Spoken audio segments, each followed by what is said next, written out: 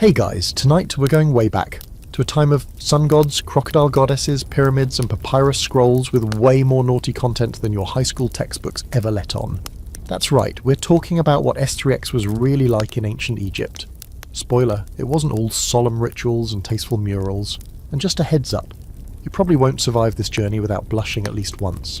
The Nile flows wide, and the ancient Egyptians were not shy about letting it all hang out, sometimes literally. So before you get comfortable, take a moment to like the video and subscribe, but only if you genuinely enjoy what I do here. Also, drop your city and the time you're watching this. I love seeing who's still up with me at 2 AM talking about pubic wigs and crocodile dung. Now, dim the lights, maybe turn on a fan for that soft background hum, and let's ease into tonight's journey together.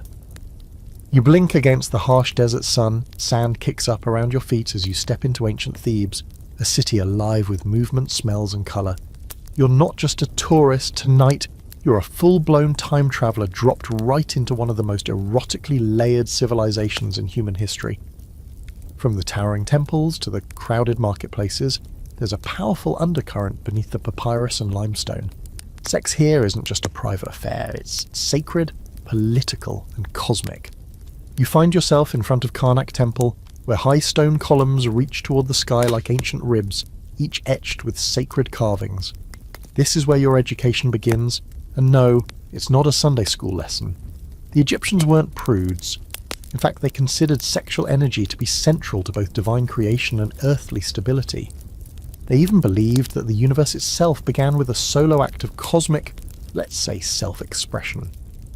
According to myth, the creator god Atum brought the world into being by, brace yourself, masturbating into the primordial waters, and that little moment of godly pleasure. It kick-started existence.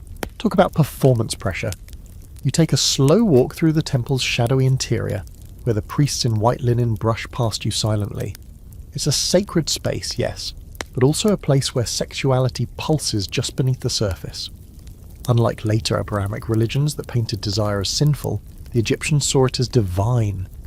Sex wasn't dirty, it was elemental.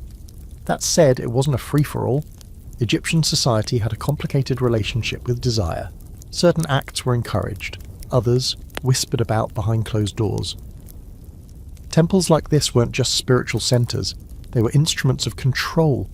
Priests and pharaohs used religious ritual to regulate behaviour, including sex. For example, during the Opet festival, a celebration of fertility and kingship, rituals took place that symbolically recharged the pharaoh's virility. This wasn't just ceremonial, it was literally believed that the health of the Nile and the kingdom depended on the ruler's sexual potency. If the king was impotent, the crops might fail. Talk about pressure to perform. Of course, like any good human civilization, what was said in public and what happened in private were not always the same thing. Egyptians were known to be playful and cheeky in their depictions of daily life. In the workers' village of Deir el-Medina, you'd find graffiti on the walls, often explicit, left by artisans who built the royal tombs. One scratched image shows a woman bending over with a man behind her, both with exaggerated features. Was it satire, a naughty joke, or a prayer to the gods of fertility? No one really knows. That's part of the fun. Historical fact, the Egyptians had no official word for sex as we use it. Instead, they used euphemisms like to do things or to lie with. Papyrus scrolls, some preserved in surprising detail, describe acts and relationships in poetic terms. The line between romantic love and physical passion was often non-existent. Imagine your diary entries being found 3,000 years from now and analysed in museum glass cases. A fringe fact. Some temples may have included sacred prostitutes, what scholars debate as hierodules. These weren't just sex workers, they were spiritual conduits, channeling divine pleasure into the mortal world. Some believe that certain festivals even included public acts of fertility rites, performed by priests and priestesses as a form of cosmic reenactment. Others argue that's just Victorian-era fantasy projected onto the past. The truth? Still debated. You pause in front of a mural showing the god Min, the deity of male fertility, whose statue is, how do we put this delicately, perpetually aroused. He's holding a lettuce stalk, which the Egyptians believed was an aphrodisiac. Around him are women with offering baskets, including perfume, oil, and, yes, sometimes onions. Aphrodisiacal onions. The ancient world is nothing if not inventive.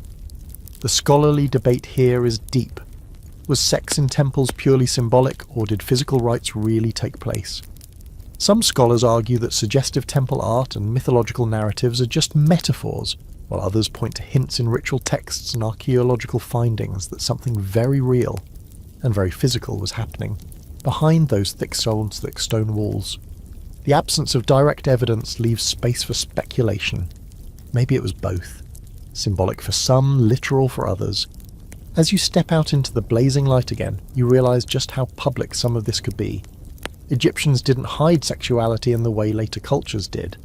Even clothing, if you could call it that, wasn't particularly modest. Men often wore kilts or went shirtless, and women wore sheer linen dresses. Nudity wasn't inherently sexual, it was normal. But context mattered. A woman walking nude through a temple would be scandalous. A female servant bathing by the river? Totally fine. Egyptian modesty was situational, not puritanical. You pass a group of children chasing each other through an alley, their laughter rising above the hum of the city. Sex may have been sacred, but it was also just part of life. Birth, love, fertility, these weren't hidden away or wrapped in shame, they were celebrated, honoured, sometimes even sung about in public. So here you are, barely into your journey, and already you've seen gods who climax creation into existence, murals with cheeky scribbles, and pharaohs whose erections may have held national importance. And that's just the temple forecourt. Get ready. Things are only going to get wilder from here. You wander deeper into the heart of ancient Egypt, past the courtyards and columns of Karnak, where dusty sunbeams fall like gold across the stone. The smell of incense still clings to the walls. Somewhere behind you, a priest chants an ode to Amun-Ra, but your guide, a friendly scribe with too much eyeliner and absolutely no filter, waves you over to a small alcove carved with scenes that would make your grandma clutch her pearls. This, he grins, is where the gods got busy. Welcome to Egyptian mythology, where divine sex isn't hidden behind metaphor. It's the main event. Creation stories here don't begin with light or void or divine breath. They begin with, well, a literal act of solo love from Atum. The creator god doesn't whisper the universe into being. He masturbates, ejaculating the twin gods Shu and Tefnut into existence. Shu becomes the god of air, Tefnut the goddess of moisture, and just like that, the elements of life begin to form from one cosmic climax. You take a step back, trying to wrap your head around it. It's not just shock value. To the Egyptians, this wasn't blasphemous. It was sacred. Erotic power wasn't separate from divine power. It was divine power. While some cultures would later try to scrub the gods squeaky clean, Egypt embraced the idea that desire is primal, even holy. Their pantheon includes gods who seduce, cheat, birth through unusual orifices, and yes, fall madly, dramatically in love. Take the story of Osiris and Isis. They are more than siblings, which is already eyebrow-raising. They're soulmates. After Osiris is murdered and dismembered by his jealous brother Seth, Isis famously reassembles his body, except for one missing part. Guess which? Right, his penis. But even that doesn't stop her.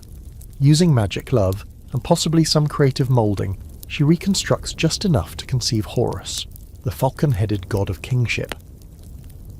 Egyptian myth doesn't shy away from weird, intense devotion. Isis literally resurrects her lover for a quick divine conception session. That's dedication. And if you're wondering whether the gods kept their hands to themselves after all this drama, oh no.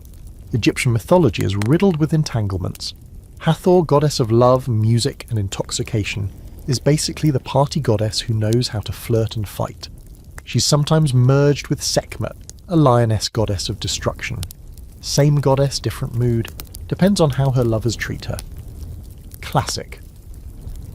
One curious image you stumble upon is the myth of Horus and Seth battling for dominance, not just through war, but through sexual humiliation. In one text, Seth tries to assert power over Horus by attempting to sexually assault him. It's a heavy story, loaded with symbolism, but Horus tricks him with some very clever divine reversal tactics, and in the end, it's Seth who's publicly humiliated. The whole narrative reads like an intense allegory about dominance, consent, and divine authority. But again, sexuality isn't just a footnote, it's central to the mythos. A historical fact. Ancient Egyptians believed the gods had families, lovers, and complicated relationships much like humans. Divine marriage was modelled on earthly unions, and in return people modelled their marriages and roles after divine couples. Isis was the perfect wife and mother, Osiris the just and noble king. This blending of divine love stories and daily life wasn't just symbolic, it set the standard. A fringe fact, in one lesser-known myth, the sun god Ra suffers from an infected penis. Seriously, a goddess named Isis tricks him into revealing his secret name while he's sick, which gives her supreme magical power. It's a wild moment that's part power grab, part healing ritual, and part revenge plot. The takeaway? Even the gods weren't immune to embarrassing groin problems. Immortality apparently comes with side effects. As your guide leads you toward a set of carved reliefs, he gestures to a figure with a prominent erection, Min, god of fertility again.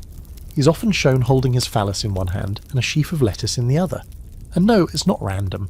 Lettuce was associated with sexual stamina. Apparently wild Egyptian lettuce contains opium-like compounds, which may explain a few things. Worshippers would leave offerings of the stuff at Min's shrines, hoping for fertility blessings, or maybe just a good time. The scholarly debate here is persistent. How literal were these myths meant to be? Were the erotic stories simply metaphors for agricultural cycles, or did Egyptians really see sex as the core mechanism of divine power? Some scholars say it's all metaphor, seasons, harvests, floods. Others point to the sheer consistency of the sexual elements across temples and texts and say, nope, they meant what they said, maybe a bit of both. The Nile's flooding could be linked to a god's pleasure, and that was both beautiful and practical. Sexy rain dance? Yes, please. You drift away from the temple walls and back into the city where the divine doesn't stop at the temple door. You're beginning to understand. In ancient Egypt, sex isn't just about bodies. It's about order, harmony, mayat, that beautiful cosmic balance. Even the gods must respect it. Passion that flows too wildly leads to chaos, like the violent, lust-fueled rage of Sekhmet when she goes on a killing spree.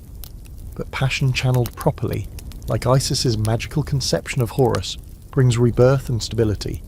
You turn a corner and stumble into a street performance where two actors reenact a piece of divine drama, complete with exaggerated gestures, a phallic prop, and one actor in a crocodile mask for reasons you don't fully understand. The crowd laughs, children giggle, no one is scandalized. This is normal. This is myth made playful, alive, even funny. The sacred and the sexual aren't opposites here. They're different faces of the same coin. That's the thing you're starting to see. Ancient Egyptians didn't compartmentalize life the way we do. They didn't draw hard lines between the spiritual and the physical. Their gods desired, loved, fought, grieved. They bled and birthed and, yes, got turned on. And because the gods did it, humans followed. Sex wasn't just biology, it was ritual, legacy, destiny. You take one last glance at the wall of carvings now glowing in the sunset. The sandstone practically hums with centuries of stories. You've only just scratched the surface of Egypt's divine entanglements, but already your modern assumptions are melting like beeswax in the sun. These people lived under a sky filled with stars, and gods who kissed, cursed, and got horny just like everyone else. Ready to explore what the humans did next. You're barely out of the temple district when your scribe guide waves a rolled-up piece of papyrus in your face like a dirty joke he can't wait to share. This, he announces, is where things get steamy. He's grinning like he knows what's coming, and to be fair, you have a pretty good idea too. Turns out the ancient Egyptians weren't just carving their fantasies into stone, they were writing them down in flowing black ink, whispering their desires across the ages, in the form of poetry, letters, and smut disguised as scripture. You settle onto a stone bench, the heat of the day still radiating from it, and unfurl the papyrus. The symbols are ancient, yes, but the translation is surprisingly modern.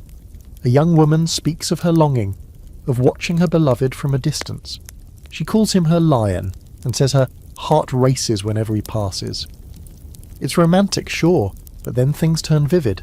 She imagines his hands, his scent, the way she'd stand before him naked in the Garden of Sycamores. You blink.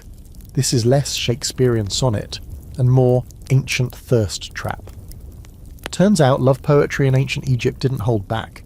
These weren't shy metaphors, they were open declarations of longing, sometimes bordering on the erotic. Written during the New Kingdom period, around 1550 to 1070 BCE, these poems give voice to people who thousands of years later still sound shockingly like anyone texting you up at midnight. You find yourself reading verses where a woman speaks of her desire to be her lover's beer, so he may drink me. Subtle? Not even trying. A historical fact. These poems weren't hidden away or treated as shameful. They were copied, recited, even performed aloud at banquets and festivals. Egypt didn't separate the romantic from the erotic the way many modern cultures do. For them, love and physical desire were often one and the same, and both were considered natural and celebratory. A fringe fact: scholars believe some of these erotic poems may have doubled as magical spells, designed to attract a lover or stir passion. One particularly intense example reads like a verbal charm, repeating a woman's longing to bind her beloved to her through the act of lovemaking. Was it poetry or was it witchcraft? Maybe both. You follow your scribe to a quieter spot in the shade of a palm grove, where he shares more from his collection. Some of the poems are tender, lovers waking beside each other, the scent of perfume still on their skin. Others are bawdy, filled with innuendo involving fruits, animals, and increasingly less subtle gardening metaphors. "My fig ripens for you," one woman writes, "and my lotus opens." By the third scroll, the metaphors are hanging by a thread. And here's where it gets fun. You notice the female voice is dominant in many of these poems. Egyptian women weren't just passive subjects of male attention, they were full participants in expressing desire. They spoke openly of their longing, described their lovers in physical terms, and fantasized about sneaking away to make love under the stars. It's not just empowering, it's refreshing. These women weren't waiting for a prince to find them, they were writing their own love songs, and packing them with enough tension to steam up a stone tomb. Your guide lets you peek at a particularly worn scroll, the kind passed from friend to friend like forbidden fan fiction. It's a story of a girl climbing into her lover's house at night, past the guards, barefoot and breathless. "My body is ready," she says. "I shine like the sun, and no curtain can hide me." You sit back, stunned. It's direct, it's joyful, and it's deeply human. The scholarly debate here is worth noting. Were these poems the fantasies of a literary elite, or do they reflect real social attitudes?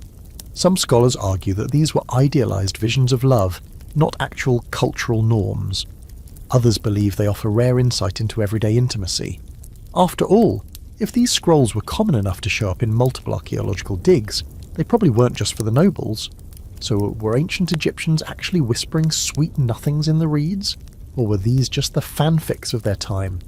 Hard to say, but the emotional charge is undeniable. You walk past a small home where a young couple tends to a rooftop garden. They are laughing, their fingers brushing as they adjust a pot of blue lotus flowers. It hits you. Maybe those poems weren't fantasies after all. Maybe they were real everyday expressions, scrawled by someone who felt that same electric jolt of brushing a lover's hand. There's a warmth in the air as the sun begins to dip toward the horizon. The Nile reflects pink and gold, and the city hums with the slow pulse of evening. You imagine poets scribbling by lamplight, lovers exchanging verses before bed, or singing them by moonlight while the river flowed past. Love here wasn't something to be hidden or wrapped in metaphor. It was fragrant, passionate, sun-warmed. It was meant to be heard. And let's not forget the dirty jokes. Even in their most sacred spaces, Egyptians couldn't resist a bit of humour. In Deir el-Medina, walls were found with graffiti that suggest workers carved not just their names, but crude little stick figures in compromising positions. Some drawings even show animals engaging in human-like sex acts, possibly as satire, or just to get a laugh. Not everything was high poetry. Sometimes it was ancient locker room humour. You head back through the city with your guide, scrolls tucked under his arm. He hums a line from one of the love poems, something about the moon in my thighs and his hand finding the stars. You're not sure if he's quoting or flirting, and frankly, you're too enchanted to care. What's clear is that for the ancient Egyptians, love and lust weren't just survival instincts. They were art forms, spoken aloud, scribbled onto walls, whispered in garden courtyards, "You're left." With the distinct sense that these people didn't just live, they felt everything fully. They didn't write around desire, they wrote straight into it. You've read their poems, now you're ready to see how they dress the part. You wake the next morning to the rustle of linen in the hot breeze and the rhythmic clink of bronze bracelets against skin. The city is stirring, smoke rising from morning fires, water jugs clinking against stone. And as you step into the streets of ancient Thebes, you notice something immediately. Everyone is wearing next to nothing, and absolutely no one seems bothered. Not in the naked protest way or the forgot your towel at the spa kind of awkward. Here, minimal clothing is simply the vibe. You glance around. Men stroll by shirtless, their muscular backs catching the light, wearing just short kilts tied at the waist. Women, on the other hand, glide through the dusty streets in linen dresses that are almost comically transparent. The fabric, woven so finely it shimmers, hugs their bodies like a second skin. It's revealing, sure, but not scandalous. That's the first thing that catches you off guard. Nudity, or near nudity, isn't really eroticized here. It's just how things are. It's too hot for shame. That said, not all bodies are created equal in the eyes of society. Wealthier Egyptians, both men and women, are cleaner, shinier, smoother. Their linen is brighter, and now their bodies are oiled, perfumed, and completely hairless. Hair on the body, out of fashion. Even head hair is optional. Many shave their scalps and wear elaborate wigs instead. Not just for style, but to avoid lice and desert heat. You pass a wig shop and peek inside. Dozens of glossy black wigs hang on carved heads, some braided, some curled, some all adorned with gold beads. The craftsmanship is insane. A woman browses nearby, her long dress clinging like wet silk, her eyes rimmed with thick black kohl. She catches you staring not at her body, but at the blue lapis beads that drape across her chest like vines. She smirks. You realise it's not that nudity is meaningless here. It's just understood differently. It's context that matters. A sheer dress in a festival? Fine. A bare chest in a temple? Scandal. But flash a thigh at a funeral and you've crossed a line. A historical fact. In ancient Egyptian culture, modesty was defined less by coverage and more by appropriateness. A labourer might work all day in nothing but a loincloth and no one would raise an eyebrow. But the same person showing up half-dressed at a temple or before a noble? Inappropriate. The setting and your status defined what was acceptable, not some universal body rule. A fringe fact. Some elite women were known to wear nothing but a jewelled belt and collar during festivals. Entire outfits made of beads and precious stones, leaving everything else exposed. This wasn't scandalous, it was status. When your entire outfit costs more than a neighbourhood goat herd, you're basically flaunting your power and your body. The scholarly debate here is subtle but juicy. Did these transparent dresses and minimal clothes mean that Egypt was a sexually liberated society? Or were they simply dressing for the climate with no erotic intentions?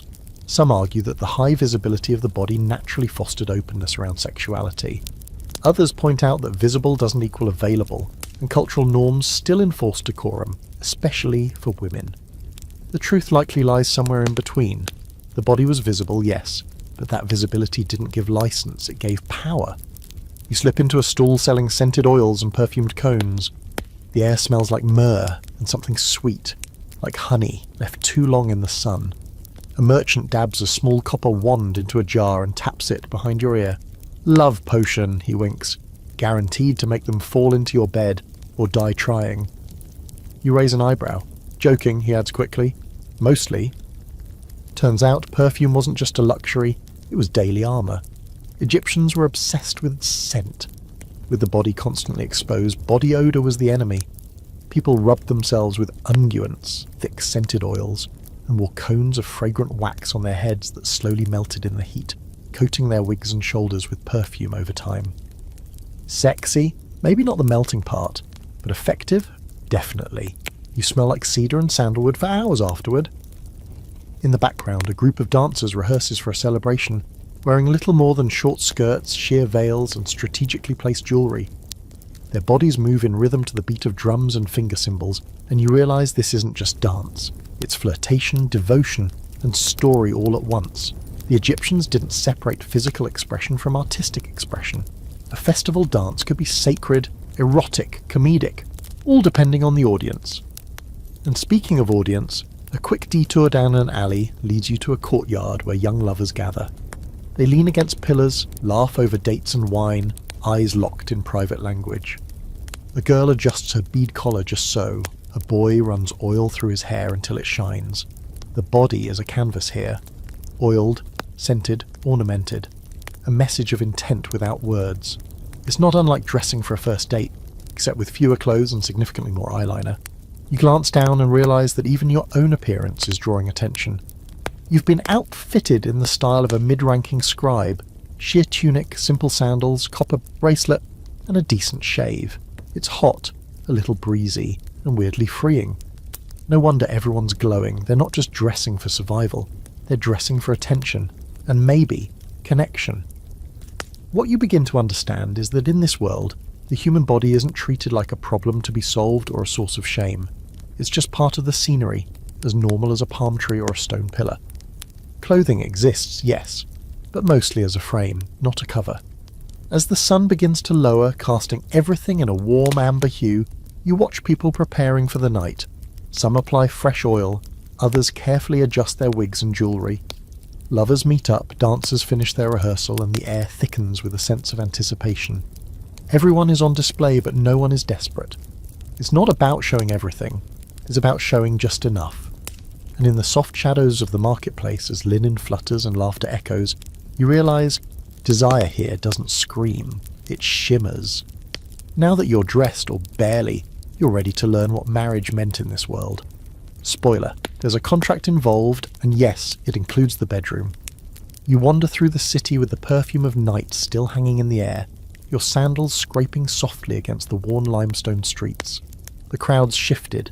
Yesterday's flirtations and see-through linens have given way to something quieter, more formal. You pass a courtyard strung with date palms and fabric, where musicians pluck gentle notes from lyres while women in polished wigs sit beside their betrothed. This, your guide whispers, is a wedding, and not just any kind. It's legal, binding, and yes, there's paperwork.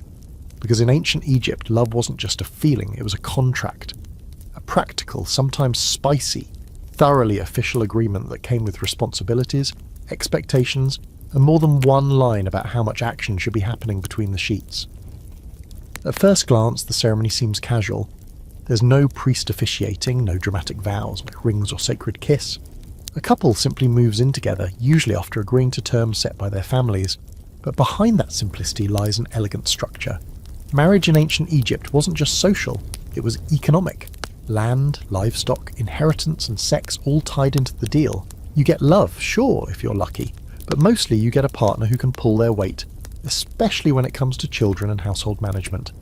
And make no mistake, sex was part of the contract. Some surviving marriage documents are surprisingly frank. One New Kingdom agreement outlines how many times per month a husband is expected to go to the bed with his wife. Another specifies what happens if the husband fails to fulfill his conjugal duties. Spoiler, the wife could leave and often take some of his stuff with her. We love a civilization with standards. A historical fact, Egyptian marriage contracts, typically written by scribes, included not only financial details and divorce terms, but also explicit clauses about fidelity and sexual responsibility. If either partner strayed, especially the man, there could be consequences, social and legal. Women had more leverage in marriage than many would expect for the ancient world. A fringe fact, some contracts included bizarrely specific lists of items a husband promised to provide. In one case, a man committed to delivering a steady supply of oil, beer and fish. Yes, fish. No word on whether the wife preferred Nile tilapia or catfish, but the point stands. Keep the pantry stocked and the bed warm. The scholarly debate here is about how common formal contracts were among everyday people. Some argue that most lower-class couples probably didn't bother with written documents, relying on community acknowledgement instead. Others believe written agreements were more widespread than previously thought, especially in urban areas where scribes were readily available. Either way, the ideals of mutual obligation, emotional, sexual, financial, were deeply embedded in the culture. You peer over the shoulder of a scribe working on a fresh marriage document. The groom stands nearby, fidgeting. The bride sits calm, regal, her coal-lined eyes watching every word. The scribe writes quickly, detailing what the groom owes her if things go sideways. 1/3 of the household belongings, a silver bracelet and a mule. You glance at the groom. He gulps. Interestingly, while polygamy existed, especially among the elite, most ordinary Egyptians practiced monogamy. Concubines were a thing, sure, but that didn't mean they came without drama. Wives were expected to be the main lady of the house with full control over domestic affairs. Husbands stepping out too often could find themselves the target of angry mother-in-laws, or worse, angry magic. But we'll get to that later. You sit at a wedding feast that evening, where bowls of figs and roasted duck circulate alongside beer jugs and honey cakes. The newlyweds are glowing, literally oiled for the occasion. Dancers swirl past, shaking sistrums and winking suggestively. It's a celebration, but not a fairy tale. People marry for companionship, yes, but also for structure. The expectation is clear. Make babies, share property, stay faithful. If love blossoms, that's a bonus. What's particularly surprising is the legal autonomy of women in these arrangements. An Egyptian woman could initiate divorce, own property, sue her husband, and raise children independently if needed. There's no sign of veils or chaperones here. A woman in Thebes could walk to the market alone, buy perfume, or file a complaint at court if her husband got lazy in bed. And she'd probably win. You step away from the courtyard, full of grilled meat and sweet wine, and follow a path down to the river, where couples whisper in the shadows. The intimacy between them is real, some laughing, some quietly sharing slices of melon or stories about their wedding nights. You overhear a woman teasing her new husband about being too quick on their first try. He groans dramatically. She smirks and pulls him in again. Another couple nearby shares a very different energy, tense, quiet, sitting apart. Not every union is blissful. Sometimes people marry for security, for obligation, or because their families said so. The Egyptians knew this. Their poems hint at longing for forbidden lovers or missing someone while trapped in a loveless arrangement. But still, the structure gave most people stability, and in a world of unpredictable floods, famine, and pharaohs with crocodile complexes, that counted for something. One curious thing you notice. There's no official word in ancient Egyptian that directly translates to marriage as a legal institution. Instead, they referred to living together as man and wife, emphasizing the act of cohabitation and mutual support over formal ceremony. Marriage wasn't a church affair, it was domestic, earthy, often quite sensual. Bedding someone and building a home were one and the same. You're invited into a modest home of a newly married couple. It's clean and sparse, papyrus mats, woven baskets, clay lamps. There's a marriage contract rolled and tucked into a jar near the bed, right next to a bottle of oil and what looks suspiciously like an amulet shaped like a fertility goddess. Subtle. Before you leave, the bride hands you a scrap of linen embroidered with the ankh, the symbol of life. For blessings, she says, and love that grows. She doesn't mean some Disney version of love. She means real love. Messy, responsible, passionate, practical. You nod, quietly folding the cloth. As the stars rise over Thebes and laughter echoes from the feasting hall, you realise something. In ancient Egypt, marriage wasn't a cage. It was a framework, one that left room for duty, delight, and more than a little negotiation. And if that bed stayed warm and the pantry stayed full, well, that was a pretty good deal. But what if that framework didn't involve a marriage at all? What if virginity wasn't even a big deal? Time to find out. The morning sun creeps over the sandstone roofs of Thebes, pouring soft light into a city already alive with chatter, bells, and the scent of baking barley. You walk the dusty paths, passing women with baskets balanced on their heads and boys chasing goats with a kind of reckless joy. But today, you're on a different kind of hunt. You're not looking for bread or fish or perfume. You're looking for something much harder to find in this civilization. Shame. Specifically, the kind tied to virginity. Because here's the wild thing, among all the scrolls, spells, and erotic love poetry, you notice a conspicuous absence of obsession over purity. Unlike many later cultures where a woman's value is practically tethered to the state of her hymen, the ancient Egyptians didn't treat virginity like some sacred, untouchable prize. In fact, they hardly mentioned it at all. You pause at the courtyard of a weaving house where women joke freely as they pass spools of thread back and forth. One young woman, maybe 15, boasts about her lover, drawing hoots from the others. No one gasps, no one scolds. You get the impression that her experience isn't shameful, it's brag-worthy. Another woman, older, nods and casually remarks, "Good, you should know what you like before you pick a husband." And just like that, 1,000 years of modern pearl clutching disintegrate into the sand. A historical fact. Egyptian records, including personal letters and legal documents, rarely make any reference to virginity, even in marriage contracts. There are no purity tests, no family shaming rituals, no temple-bound cleansing for women who have had sex outside of marriage. The culture didn't see sexual experience as a stain, it saw it as part of life. Of course, that doesn't mean anything went. Reputation still mattered, especially for women, but it was more about discretion and social context than moral panic. Sleep with a guy in your neighbourhood and get caught, you might be gossiped about. But sleep with him discreetly, leave no drama, and carry yourself with confidence, you're probably fine. The Egyptians were pragmatists, not Puritans. A fringe fact. There's a papyrus fragment from the Ramesside period that seems to depict a woman writing to her lover, telling him she's coming to visit and to leave the door open.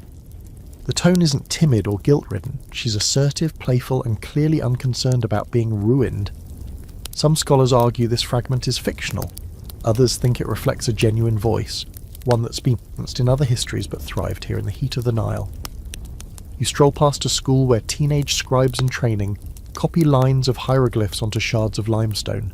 Even here, the emphasis is on order, harmony, justice, not chastity. Boys and girls are schooled together, and though the instructors frown on distractions, they don't seem to enforce any kind of strict gender segregation. You notice glances, secret smiles, the universal language of teen hormones. In this world, sexual awareness doesn't equal corruption. It just equals adolescence. And while women had the freedom to explore, men didn't get a free pass to do whatever they wanted either. Consent was still a thing.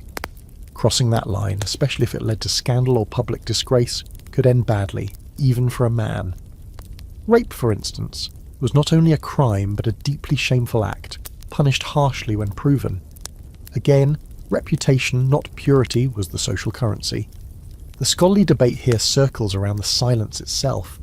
Some argue the lack of obsession with virginity in records doesn't necessarily mean the culture didn't care, it just wasn't recorded. Others think the omission is meaningful. After all, Egyptian art and writing go into extensive, sometimes explicit detail on so many aspects of sex and love, so why would they omit something important? The likely answer? It wasn't important.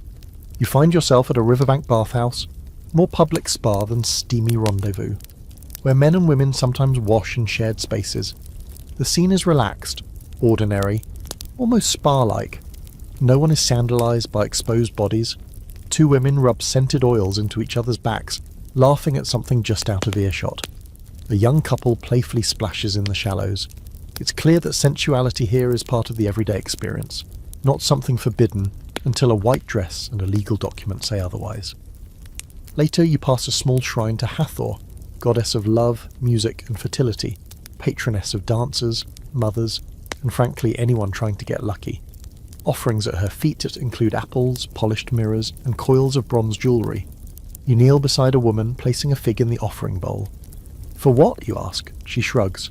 For joy, for softness, for maybe a lover. Then she walks away, hips swaying like someone who knows exactly what she wants and isn't afraid of wanting it. Even Egyptian gods and goddesses seem unbothered by the idea of sexual experience before partnership. Hathor, as mentioned, had lovers. Isis seduced her resurrected husband. Even. Mortals like Nefertari or Cleopatra, way later, sure, but still culturally Egyptian, are remembered not for their virginity but for their wit, political prowess, and yes, their sensual power. You step into a small marketplace and overhear a conversation between two older women selling fish. One mentions her daughter's recent sleepover with a local potter. The other tuts, not disapprovingly but with amusement.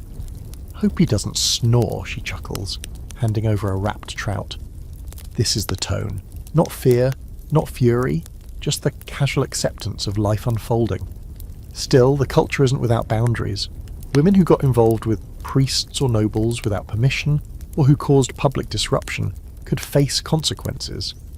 But even then, the concern was about status, not sin.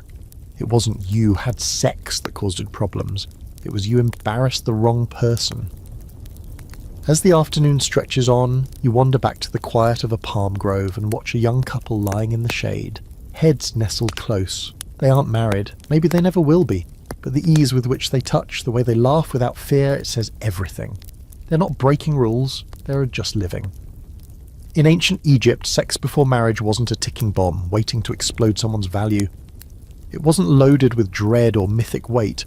It was often just part of the story, one page in a long scroll of learning, loving, and figuring things out. And speaking of figuring things out, what happens when marriage stays within the family? No, not just within the neighbourhood. Way closer than that. Ready to meet the royal families who turned sibling love into a political power move? Brace yourself. You've walked through temple courts, slipped through the shadows of bedroom poetry, and survived the fishy details of marriage contracts. But nothing quite prepares you for what's next. Your scribe pauses at the threshold of a limestone corridor lined with carved cartouches and says, "Now don't panic, but we're going to talk about family. Very close family."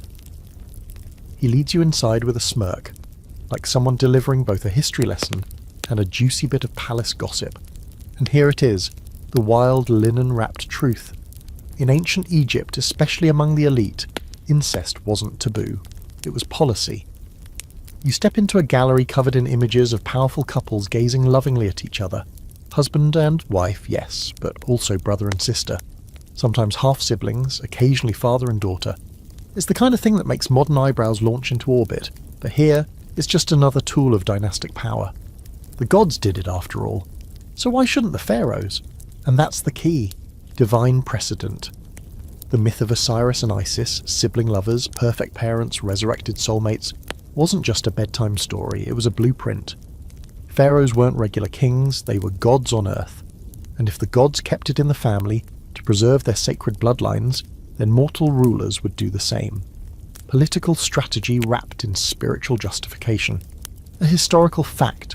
Many pharaohs of the 18th and 19th dynasties married their sisters or half-sisters to keep the royal bloodline pure. Most famously, Akhenaten married his sister Nefertiti, or at least one of his sisters, the record's hazy. Their daughters may have married each other or their father. The lines get fast. King Tutankhamun, Akhenaten's likely son, was also the product of a sibling union. His skeletal remains suggest the toll. He had a club foot, scoliosis, and other congenital issues. A fringe fact. In one of the more unsettling interpretations of myth, some scholars believe the divine masturbation of Atum mentioned in earlier myths was reenacted ritually by the pharaoh at temples, sometimes including symbolic or literal sexual acts that mirrored divine incest or self-pleasure. Whether these were metaphorical or literal is still debated, but if true, it's a level of god cosplay no one asked for. The scholarly debate around royal incest is still lively. Some argue it was mostly symbolic. Titles like King's Sister may have been honorary, not literal. Others point to genetic studies and tomb inscriptions that strongly suggest full-on first-degree relationships. The bigger question is why this didn't cause more uproar at the time, and the answer seems to be because people believed in divine descent. If your ruler is part god, then divine logic trumps biology. Still, not everyone approved. In the villages and cities beyond the palace walls, normal people weren't marrying their siblings. Cousins, maybe. But brother-sister unions were almost entirely a royal and priestly class phenomenon. To the average Egyptian, this wasn't everyday practice. It was the weird, high-stakes chess game of the elite. Kind of like modern tabloids covering billionaire yacht weddings. Fascinating, out of touch, and occasionally grotesque.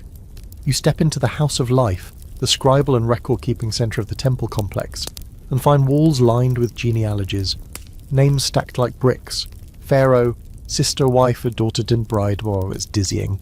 You notice the same names repeating over generations. The family tree looks more like a wreath, and the pressure, immense. Royal daughters were often married off to their fathers or brothers, not for love, but because introducing new blood into the royal line, especially commoner blood, was considered risky. The divine order must remain unbroken, even if that meant inviting all sorts of biological consequences. You pause at a painted image of a queen and king sitting side by side, their arms around each other. They look serene, symmetrical, powerful. Below them, servants bring offerings. You realise that despite the genetic cost, this wasn't about intimacy in the way we understand it. It was ritual. politics, symbolism, two halves of the same divine being made whole through marriage. Erotic?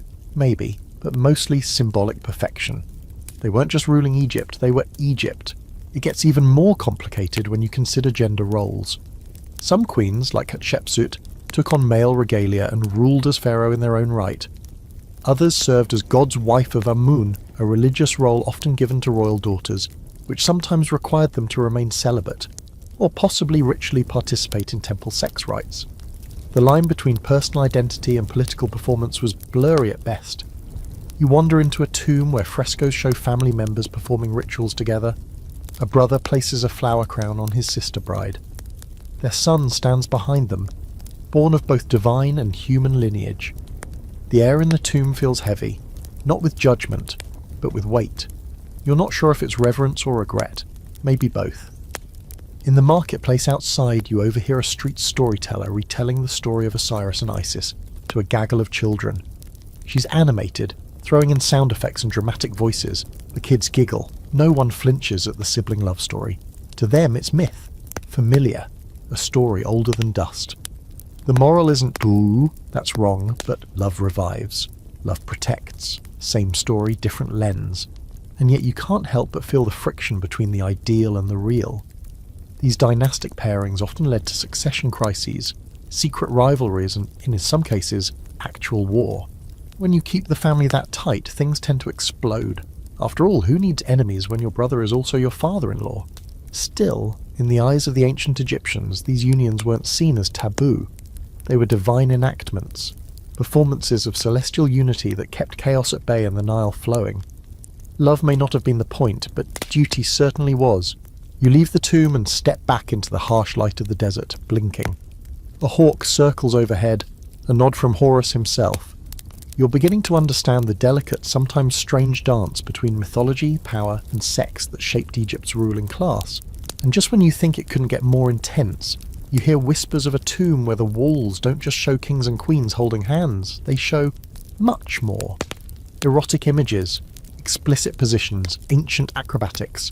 Time to see what got painted in the private chambers of the dead. You ready? The sun's high over Thebes now, glinting off polished stone and dazzling every inch of bare skin not shaded by linen, or a clay pot balanced on someone's head. But down here, away from the sun, beneath the city's pulse and daily bustle, you're being led into a tomb, and not the usual solemn kind.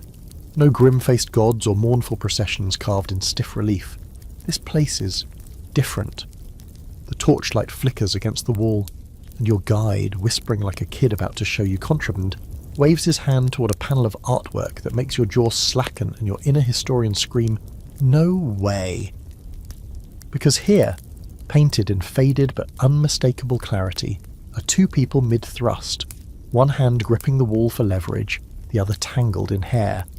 Above them, a painted inscription reads something poetic about eternal delight in the afterlife. A little further down, another couple, this time upside down, limbs bent like a lotus in bloom. One figure is reaching for wine while the other... well, you get the idea. Welcome to the erotic art of ancient Egypt, and no, it wasn't a fluke or some stonemason's after-hours joke. Sexual imagery found in tombs, ostraka, limestone sketch pads, and sometimes even temple debris shows that the Egyptians weren't just writing poetry about sex, they were drawing it too, and sometimes in detail that would make modern erotica illustrators nod in quiet respect. A historical fact: one of the most famous pieces of ancient Egyptian erotic art is the so-called Turin erotic papyrus, dating to around 1150 BCE. It's essentially an illustrated scroll of sexually graphic scenes, accompanied by sarcastic or humorous captions. It was likely a satire, aimed at poking fun at elite or priestly behaviour, but its very existence proves that explicit imagery wasn't taboo, it was part of the visual language. A fringe fact: some tombs of craftsmen from Deir el-Medina include not just family portraits but subtle erotic etchings, barely hidden in the background of daily life scenes. One image shows a man lifting a woman's skirt while she pretends to look away. It's the ancient equivalent of a smutty doodle in a yearbook. Crude, but weirdly charming. The scholarly debate around erotic tomb art is tangled. Some argue that images like those in the Turin papyrus were purely satirical, not meant to be taken seriously. Others think they reflect private beliefs about pleasure in the afterlife. After all, Egyptians believed that what you had in life should follow you into death. Food, servants, music, and yes, sexual pleasure. If a man enjoyed a good wine-soaked tryst in life, why wouldn't he want that eternally? You stare at the walls in this lesser-known tomb where the paint is cracked but still vivid. These aren't pornographic in the modern sense. There's no clinical focus or dehumanization. The figures are often mid-embrace, kissing, sometimes even laughing. You see breasts, buttocks, erections, but also tenderness. You notice something else too, both male and female pleasure are depicted. There's balance, mutuality, a strange warm equality in the way their bodies are drawn. Neither dominant nor submissive, just entangled. Even the gods weren't above a little visual flair. In a temple carving you passed days earlier, the god Min stands proudly erect, surrounded by offerings. You now realise that wasn't just religious iconography, it was a visual promise of virility. Some scholars believe that statues or stelae depicting aroused male figures were placed near fields to encourage fertility. Erotic symbols weren't private, they were practical, sometimes spiritual, and occasionally hilarious. You move into another chamber where the images shift. A man lies on his back, a woman straddling him, her head turned playfully over her shoulder. A monkey sits nearby, holding a jar of wine. You're not sure if it's symbolic or just someone's idea of a party guest, but the intent is clear. This was meant to entertain, or tease, or maybe bless the tomb's owner with a very exciting eternity. And here's the twist. These kinds of images likely weren't hung in homes or temples. They were stashed away, tucked into private tombs, painted onto scraps of pottery, passed around in elite circles. Erotic art wasn't for public display, but that didn't mean it was shameful. It was personal, playful, a wink across the centuries. You hear a soft laugh from your guide who taps one figure's head and says, "See the bald spot? That's the overseer from the quarry. He commissioned this." You blink. Real people, real jokes, possibly real faces drawn into these scenes. It's not just fantasy, it's satire, maybe self-parody, maybe wish fulfillment. Some modern scholars compare the Turin Papyrus to political cartoons, exaggerated, mocking, but always rooted in something real. Maybe it was a dig at religious hypocrisy, maybe it was a bachelor party gift, or maybe, like all good smut, it just made people smile in places they weren't supposed to. You sit on a stone bench near the back of the tomb and run your fingers along a line of hieroglyphs. It reads, loosely translated, "May your pleasures never end, may your nights be long, may your bed be never cold." You think about all the other tomb inscriptions you've seen, most focused on offerings, gods, family lines. This one is just about joy. That's the thing. For all their rituals and order, the Egyptians didn't exile pleasure to the shadows. They saw it as part of the divine cycle. Fertility, after all, was life, and sex, that was the sacred engine that kept the world turning. You weren't supposed to die with a soul full of regret and a body that never danced. You were supposed to go out remembering the taste of dates, the touch of someone you loved, and the way it felt to laugh naked under a linen sheet. The torchlight dims as your guide leads you back up toward the entrance. Outside, the world feels brighter, louder. But you carry those images with you, figures frozen in timeless pleasure, giggling gods and lovers sealed in stone. They didn't fear sex, they honoured it, even made fun of it. But most of all, they remembered it. And now that you've seen what the dead took with them, it's time to return to the land of the living. Let's head to the bathhouse and talk grooming, and yes, more grooming. Pubic wigs? Anyone? You emerge from the tomb blinking, eyes adjusting to the high noon blaze. The art still dances behind your eyelids. Those tangled limbs, sideways glances, the wine-holding monkey. And yet the living world waits with its own flair for the erotic. You step into a shaded alley where a cool breeze filters in from the river, and suddenly you're hit with something strong, fragrant, and oddly floral. Not jasmine, not frankincense. It's more personal than that. It's skin, oiled and perfumed, not naturally, but very much by design. You follow the scent like a hungry cat and find yourself in one of the city's many grooming houses. Inside, the air is thick with incense and gossip. Reed baskets overflow with lotus flowers, pomegranate peels, and bundles of mysterious herbs. Two men argue about the benefits of rose oil over myrrh, while a young woman leans back in a chair, her thighs slick with golden liquid, her wig carefully adjusted by a stylist who's humming a song that's at least half innuendo.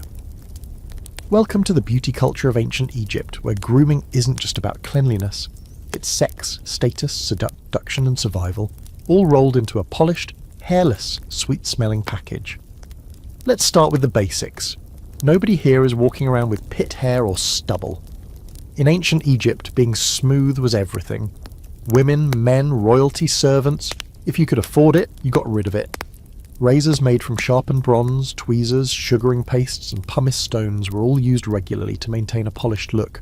The smoother your skin, the more refined you appeared, not just physically but morally. Hairlessness was associated with ritual purity and civility.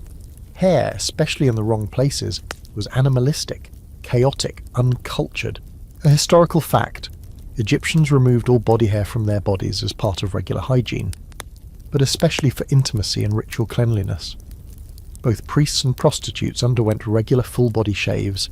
The association between smooth skin and sacred space was so strong that even mourning rituals sometimes required shaving eyebrows or body hair as a public display of grief and renewal. A fringe fact, pubic wigs were a thing, yep, no kidding.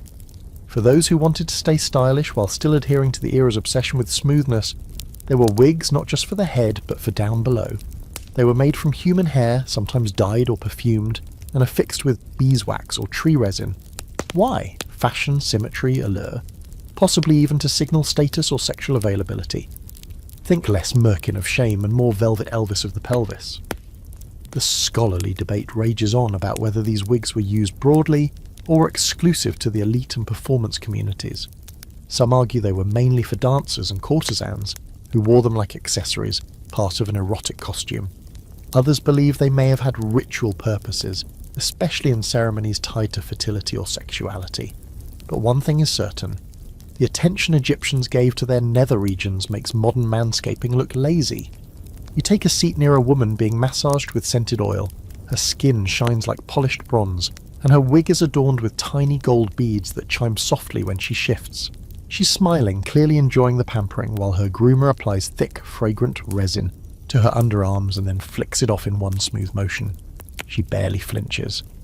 Do this before every festival, she says to no one in particular, or don't bother showing up. Perfumes too were layered with purpose. Different scents for different moods, cinnamon and myrrh for seduction, lotus for spiritual connection, and kaifi, a heady mix of wine, honey and incense for everything in between. These weren't sprayed on and forgotten. Oils were massaged into the skin, leaving a warm trail of scent that lingered during every touch, every kiss. The goal wasn't just to smell good, it was to intoxicate. Your guide reappears from behind a curtain with a shaved head gleaming and an eyebrow arched. Want to smell like love? He asks, offering a small dish.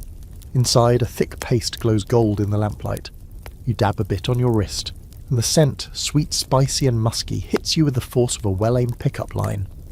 You suddenly understand how people could fall in love just by passing someone in the street. Another woman nearby is having her wig styled into braids, and you overhear her mention she's preparing for an evening with her beloved carpenter. Not husband, not fiancé, just beloved. Her grooming isn't about virtue, it's about desire. He likes the red oil, she says with a small smile. Her stylist nods and applies a few more drops of cinnamon-infused balm along her collarbone. This focus on scent and skin wasn't just for lovers. Priests too had to be ritually clean before entering temples. That meant head-to-toe shaving, daily baths, and elaborate anointing with oils. So while you might think you're watching someone get ready for a date, they might also be preparing for a sacred rite. Again, Egypt doesn't separate the sensual from the spiritual. It just flows smooth as a river from one to the other. Even fingernails were painted and buffed.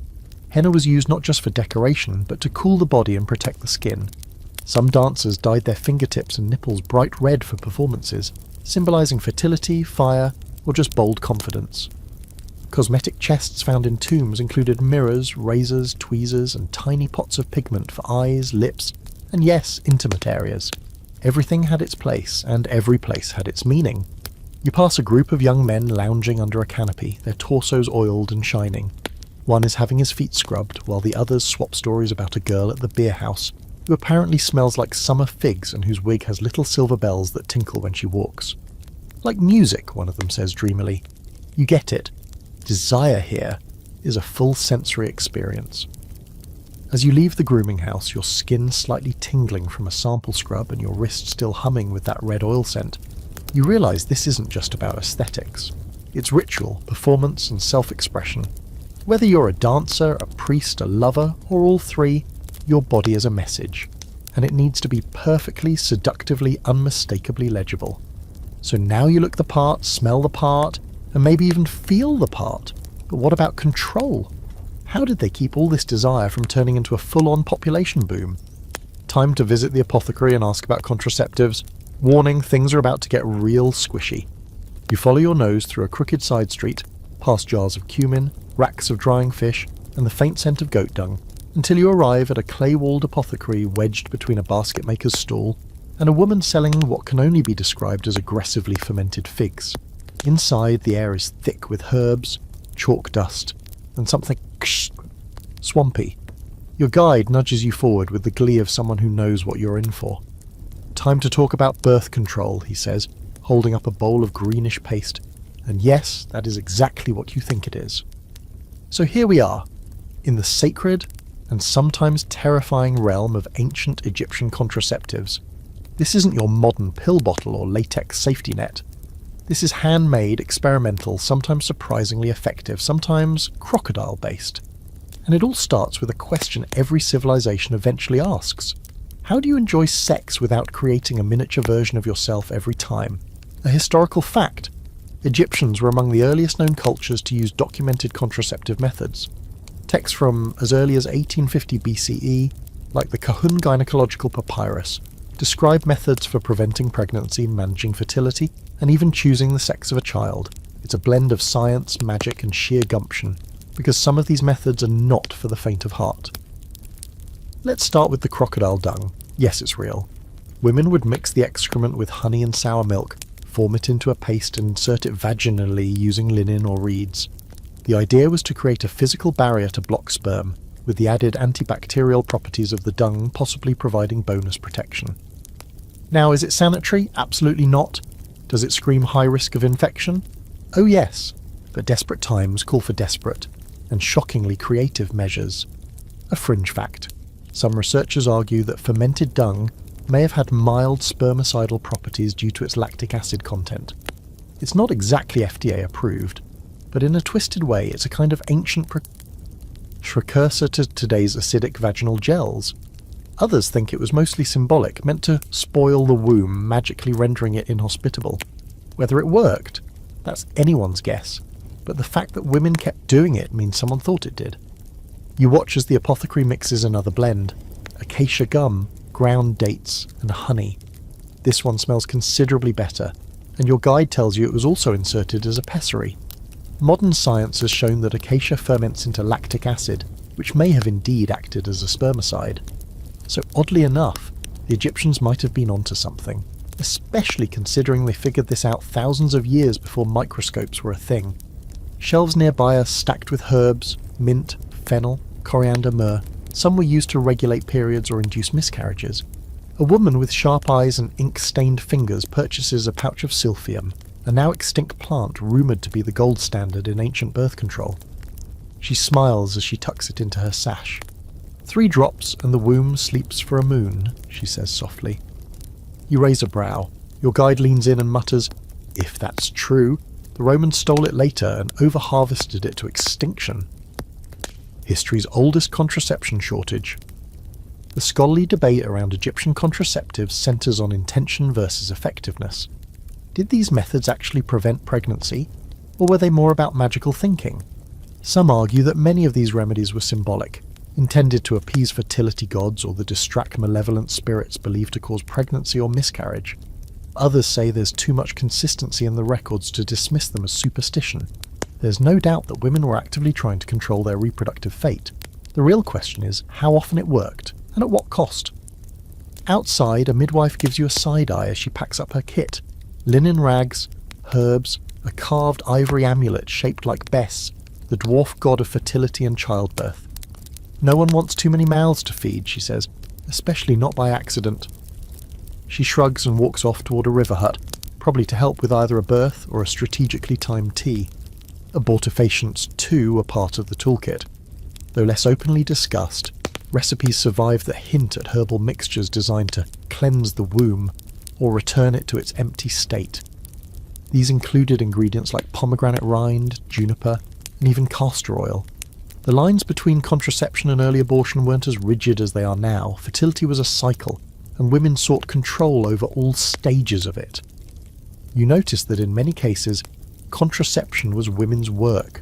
Made by women, shared among women, whispered from mother to daughter. There's a quiet empowerment in it. No doctors, no priestly approval, just knowledge, passed like a recipe for bread, except this one keeps you from baking anything in the first place. You return to the apothecary to find a young couple examining a scroll together. She's pointing to a diagram with a stylus. He's nodding like a man who both supports and fears the concept of crocodile dung near any part of his romantic experience. You can't blame him. The image shows a stylized female form with a triangle of symbols over her abdomen, surrounded by divine glyphs. Fertility wasn't just biology, it was cosmic, and you had to respect the gods while also maybe stuffing your body with tree resin and date paste.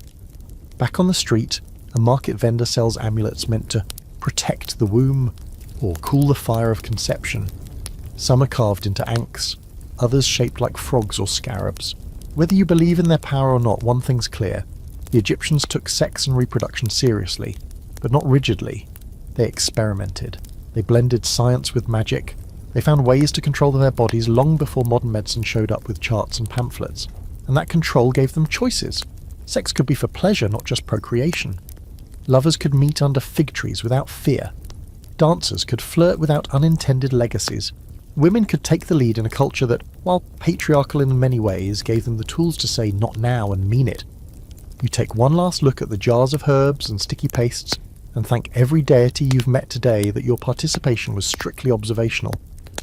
But now that you've seen how Egyptians managed sex's consequences, you're ready to step into the one place where it was anything but private, the temples. Because while some were busy blocking the seed, others were busy blessing it, through rituals that make celibacy complicated. The closer you get to the temple complex, the quieter the city becomes, like even the goats and gossip know to tone it down around the gods. Palms rustle against sun-bleached stone, and the smell of incense, sharp, earthy, and holy, rides on a dry breeze. But don't let the silence fool you. You're entering a space where everything is layered. Visible rituals, hidden symbols, whispered prayers, and yes, even sex, sacred, secretive, and occasionally scandalous. Welcome to the inner sanctum of Egyptian religion, where the divine wasn't celibate. But the priests, well, that's where it gets complicated. You step through a massive pylon gate into the cool shadow of a temple dedicated to Amun-Ra.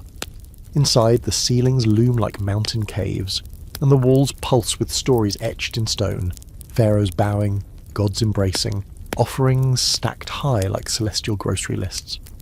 The temple isn't just a religious building, it's the spine of Egypt's spiritual, political, and cosmic order. And like any strong spine, it hides a nerve centre, one where rituals of life, death, fertility, and occasionally very physical contact took place behind tightly guarded doors. Let's start with the priesthood. High-ranking priests were expected to live lives of ritual purity. That meant daily bathing, shaving their entire bodies, abstaining from rich foods, and yes, avoiding sex. In theory, they were supposed to be pure vessels worthy of serving the gods in their homes. But in theory is doing a lot of work there. Because while some priests followed the rules, others, well, let's just say celibacy is a complicated thing when your job includes oil massages and handling statues with very human anatomy. A historical fact, temple priests serving in cults of gods like Amun, Ra, or Ptah were bound by strict rules of purification.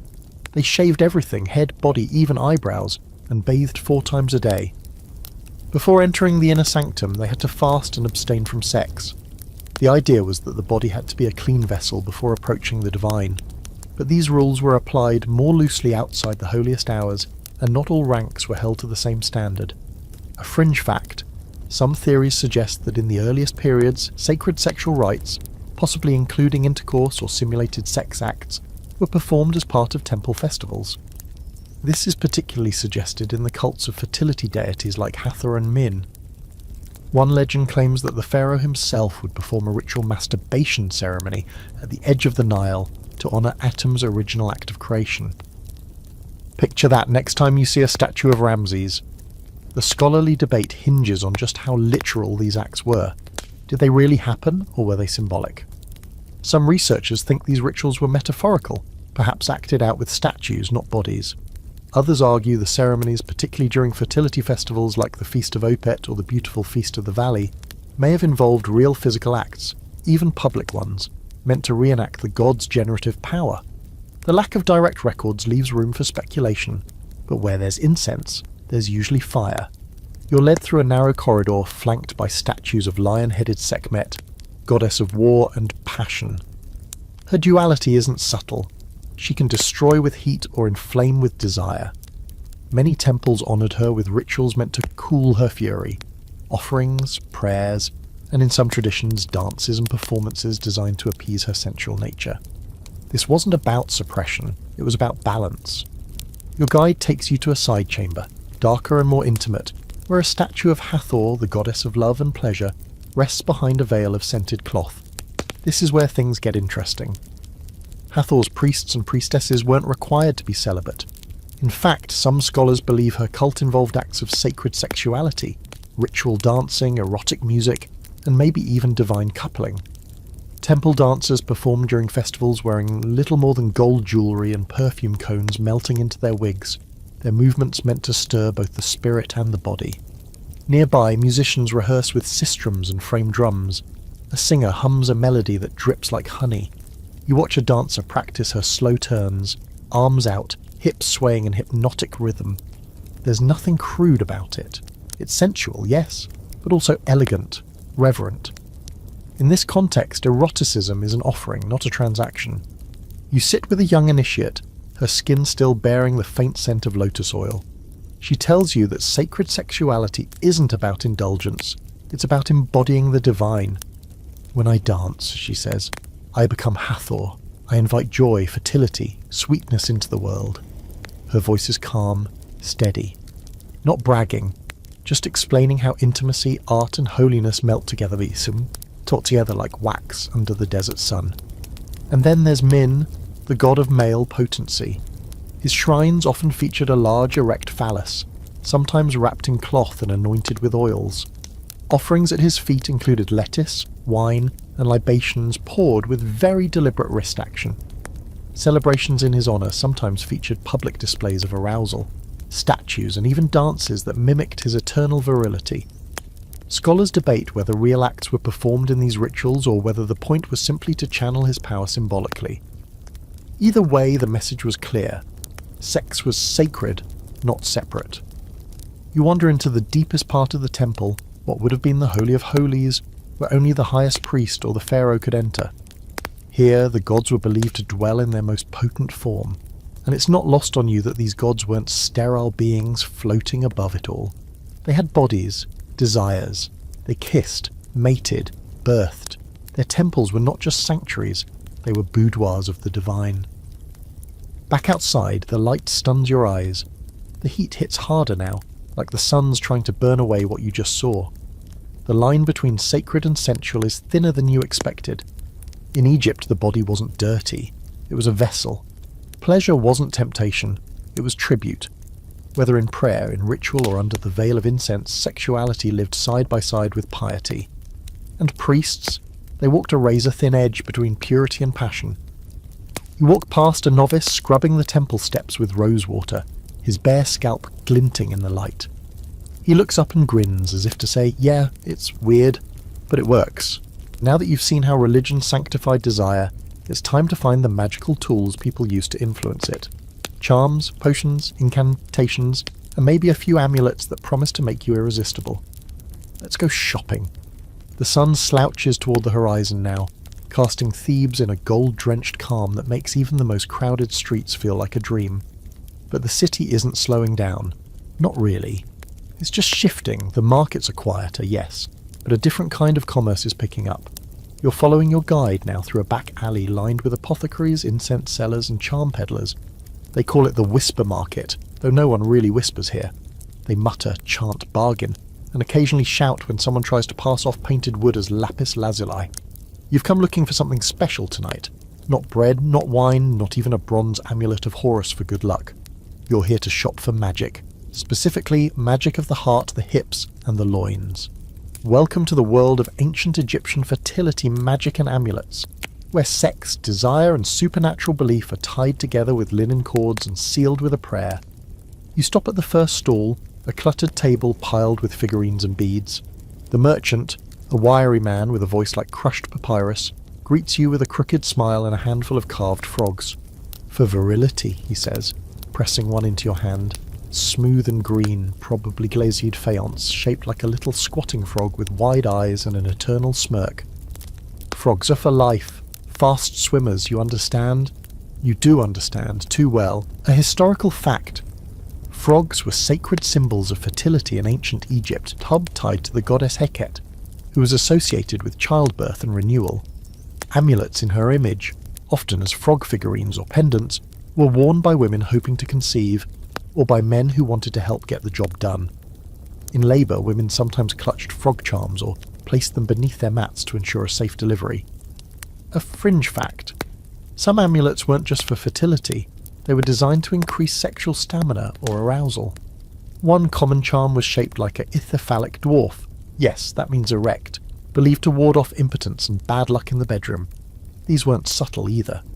We're talking cartoonishly large proportions, often paired with protective spells to keep the bearer's desire strong as the Nile.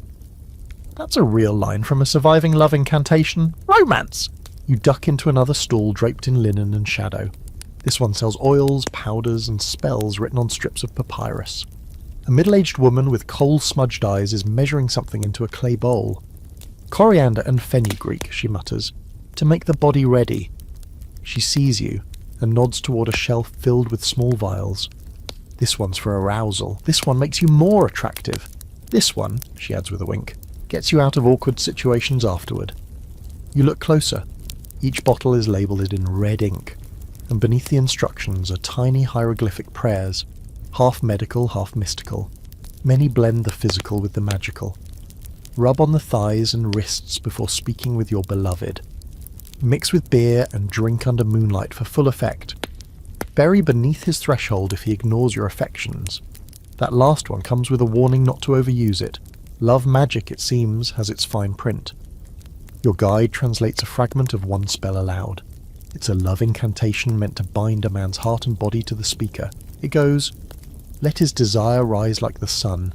Let his member stand like the obelisk of Ra, and let him not sleep nor eat until he lies beside me." Charming. The scholarly debate here, naturally, is about just how widespread these practices were. Were they fringe superstitions or common household rituals? Some argue that fertility and love magic was part of everyday life for most Egyptians, something women practiced casually, like brewing tea. Others think the more dramatic spells, especially the ones involving effigies or symbolic bindings, were used sparingly, maybe only by those who felt truly desperate or wronged. But the volume of artifacts tells a story. Amulets shaped like fig leaves, symbolic genitalia, hearts, frogs, and lions have been found in tombs, homes, even under beds. Magical texts about love and lust show up alongside treatises on the medicine, astronomy, and dream interpretation. This wasn't fringe, it was part of the system, the divine and the sensual, the magical and the mundane, all seamlessly woven together. You pause in front of a case of best figurines, the protector dwarf god with his wild beard, lion ears, and big belly. He's ugly by design. His whole job is to scare off evil spirits and make people laugh, all while protecting women during childbirth and sex. Sometimes he's shown playing a tambourine or sticking out his tongue. Occasionally, he's also visibly aroused. This is Egypt, after all. Even your household god might be packing. A woman browsing nearby tells you she wears her best amulet every time she sleeps with someone new. For luck, she says, and to keep bad dreams away. She's not joking.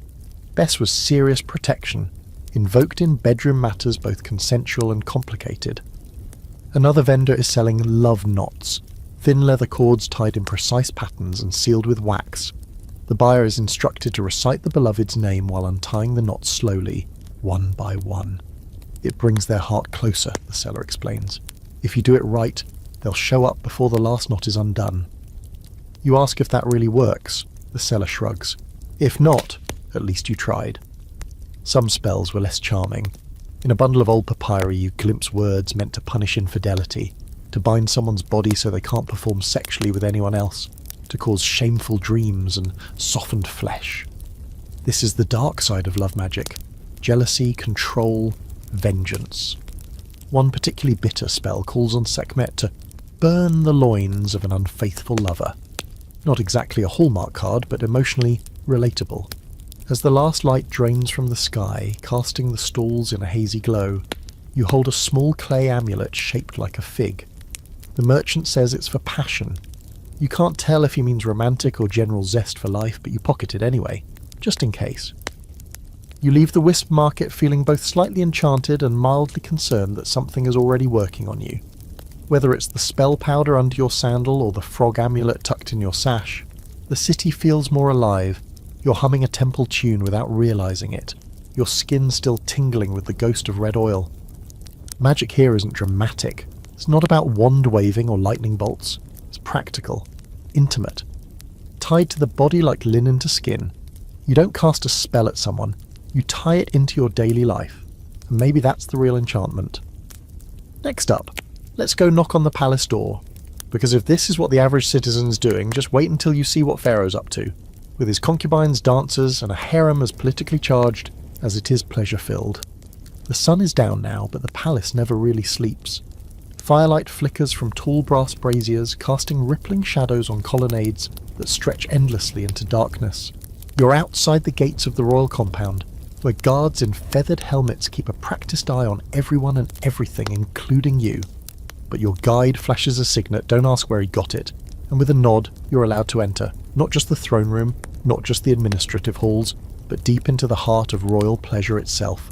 Tonight, you're going behind the veil of power, into the harem of the pharaoh. But before your imagination runs off, slow down. This isn't a chaotic, steamy pit of satin sheets and writhing bodies. Not exactly. It's more like a small, highly managed town within a palace. There are schools, temples, gardens, and kitchens, all enclosed in high walls. The harem, or what the Egyptians called epet nesut, literally the secluded place of the king, was a complex institution. Yes, it was about pleasure, but it was also about politics, lineage, diplomacy, and status. You pass under an archway and into a courtyard where musicians pluck harps and whisper songs about wine, moonlight, and secret kisses. Women in gauzy linen sit in clusters, painting each other's toes, sharing gossip, or practicing dances that double as rituals of seduction. These are not ordinary citizens. Most are noble women, some from Egyptian elites, others sent from foreign kingdoms as part of treaties or tribute. Being here isn't just about sharing the pharaoh's bed, it's about positioning your future children to inherit land, titles, or maybe even the throne. A historical fact: pharaohs often had multiple wives and many concubines, though usually only one great royal wife, a queen in title and ceremony. The harem could house dozens, even hundreds of women, as well as their children, tutors, attendants, and eunuchs. It functioned as both a pleasure enclave and a political nursery. A fringe fact: some scholars believe that during major festivals or in moments of national ritual like the Sed festival, where the king renewed his right to rule, the harem women participated in fertility rites, possibly including symbolic or actual group ceremonies meant to invigorate the king's life force. Whether these were sacred or purely performative is still up for debate, but their power was real. A well-loved concubine could alter the course of dynastic succession. Tonight, though, things feel more relaxed. You're led through cool halls lined with painted lotus columns and brought to a small private garden where a group of women lounge by a pool. The air is thick with perfume and hibiscus blossoms. One woman, wearing a gold collar and nothing else, plays a lazy rhythm on a hand drum while another braids her hair. They glance at you but don't seem startled. Guests happen. Visitors happen. In here, the gaze of the pharaoh is the only one that matters. You're offered wine, sweet, sticky and spiced, and a plate of figs, dates and melon. A young attendant pours water over your hands and dabs them dry with linen. No one says much at first. Words here are currency and they're used carefully. Eventually a woman in a lapis wig and leopard print sash speaks. She's not just another face. She's one of the king's favoured companions, and she knows it. "I am the mother of his laughter," she says, "and the keeper of his sleep." It's poetic, sure, but also a power statement. In the harem, proximity to the king means influence, and influence means protection. The scholarly debate around the Egyptian harem centres on its purpose. Was it a literal sex colony or a political mechanism? The truth is both. The pharaoh's need for heirs, and backups for those heirs, meant many women were brought into his inner court. But only a few held true power. The rest formed alliances, birthed sons who might one day become generals, and waited. Some rose through charm, others through cunning. You're taken to another chamber, where a performance is underway. Dancers move in perfect synchrony, their hips rippling like water, their arms raised in slow, elegant arcs. The music is low, almost hypnotic. This isn't entertainment for just anyone. This is sacred movement, a performance meant to honour Hathor, the goddess of love, beauty and joy, but also to rekindle the fire in the pharaoh's blood. This is seduction as ceremony. And here's the thing. Pleasure in the harem wasn't always about sex. It was about companionship, artistry, emotional intimacy. The pharaoh didn't just want a body. He wanted laughter, poetry, challenge. Many harem women were educated, trained in music, dance and debate. Some advised on foreign policy. Others wrote poems still found on the backs of ostraka. Love notes never meant for the public, but now on display in museums. You sit with a scribe who's copying one such note, written in delicate cursive hieratic.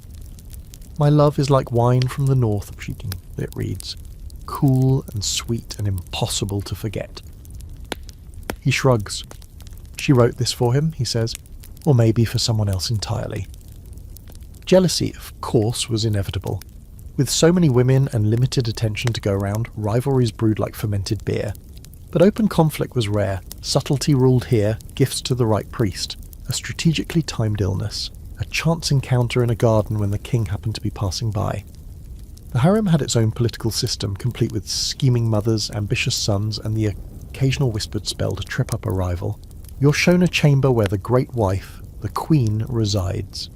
Her suite is calmer, more regal, and clearly higher in rank. No dancers here, just silence, incense, and the quiet buzz of authority. She may not always have the king's bed, but she holds the sceptre, the ceremony, and often the crown's succession rights. Many queens were the pharaoh's sisters or half-sisters, linking them not just to his heart but to his bloodline. If the harem is a tide pool of power, the queen is the stone at its centre. You return to the garden, wine still on your tongue, and watch as the moon rises above the walls. Somewhere someone is laughing softly. A lute strums in the distance. You're left with the sense that this place, so often misunderstood as just a harem, is more complex than any one definition. It's a sanctuary, a school, a stage, a battlefield, and yes, sometimes a bedroom. The pharaoh may rule Egypt from his throne, but in this place desire is the real currency. And these women, they're the bankers. Now let's slip out quietly, because next, we're diving into the lives and tombs of those who didn't follow the straight and narrow path. Queer love stories wrapped in linen and carved in code. You leave the palace with your senses slightly overstimulated. Too much wine, too many eyes watching, too many smiles that felt like secrets wrapped in silk. But the air outside is cooler now, almost gentle, and the stars above Thebes blink like they know what you're about to discover next. Tonight, you're heading not into the palaces of kings, but into the spaces between. Tombs, side streets, private letters, and carved hints where the lives of those who love differently are written between the lines. Tonight, you're chasing the queer threads woven quietly into the vast tapestry of ancient Egypt. Your guide takes you to an acropolis at the edge of the city, where tombs of artisans and mid-level officials form a honeycomb of stories carved into rock. One tomb in particular stands out, not for its size or riches, but for its intimacy.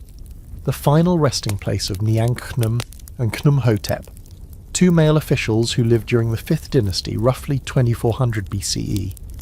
Their tomb, discovered at Saqqara, shows them embracing, touching noses, the Egyptian gesture for a kiss, and sharing scenes typically reserved for husband and wife. And here's the twist. Both were married to women and both had children. But in their tomb, it's just the two of them, arm in arm, face to face, even seated before an offering table meant for a pair, a couple.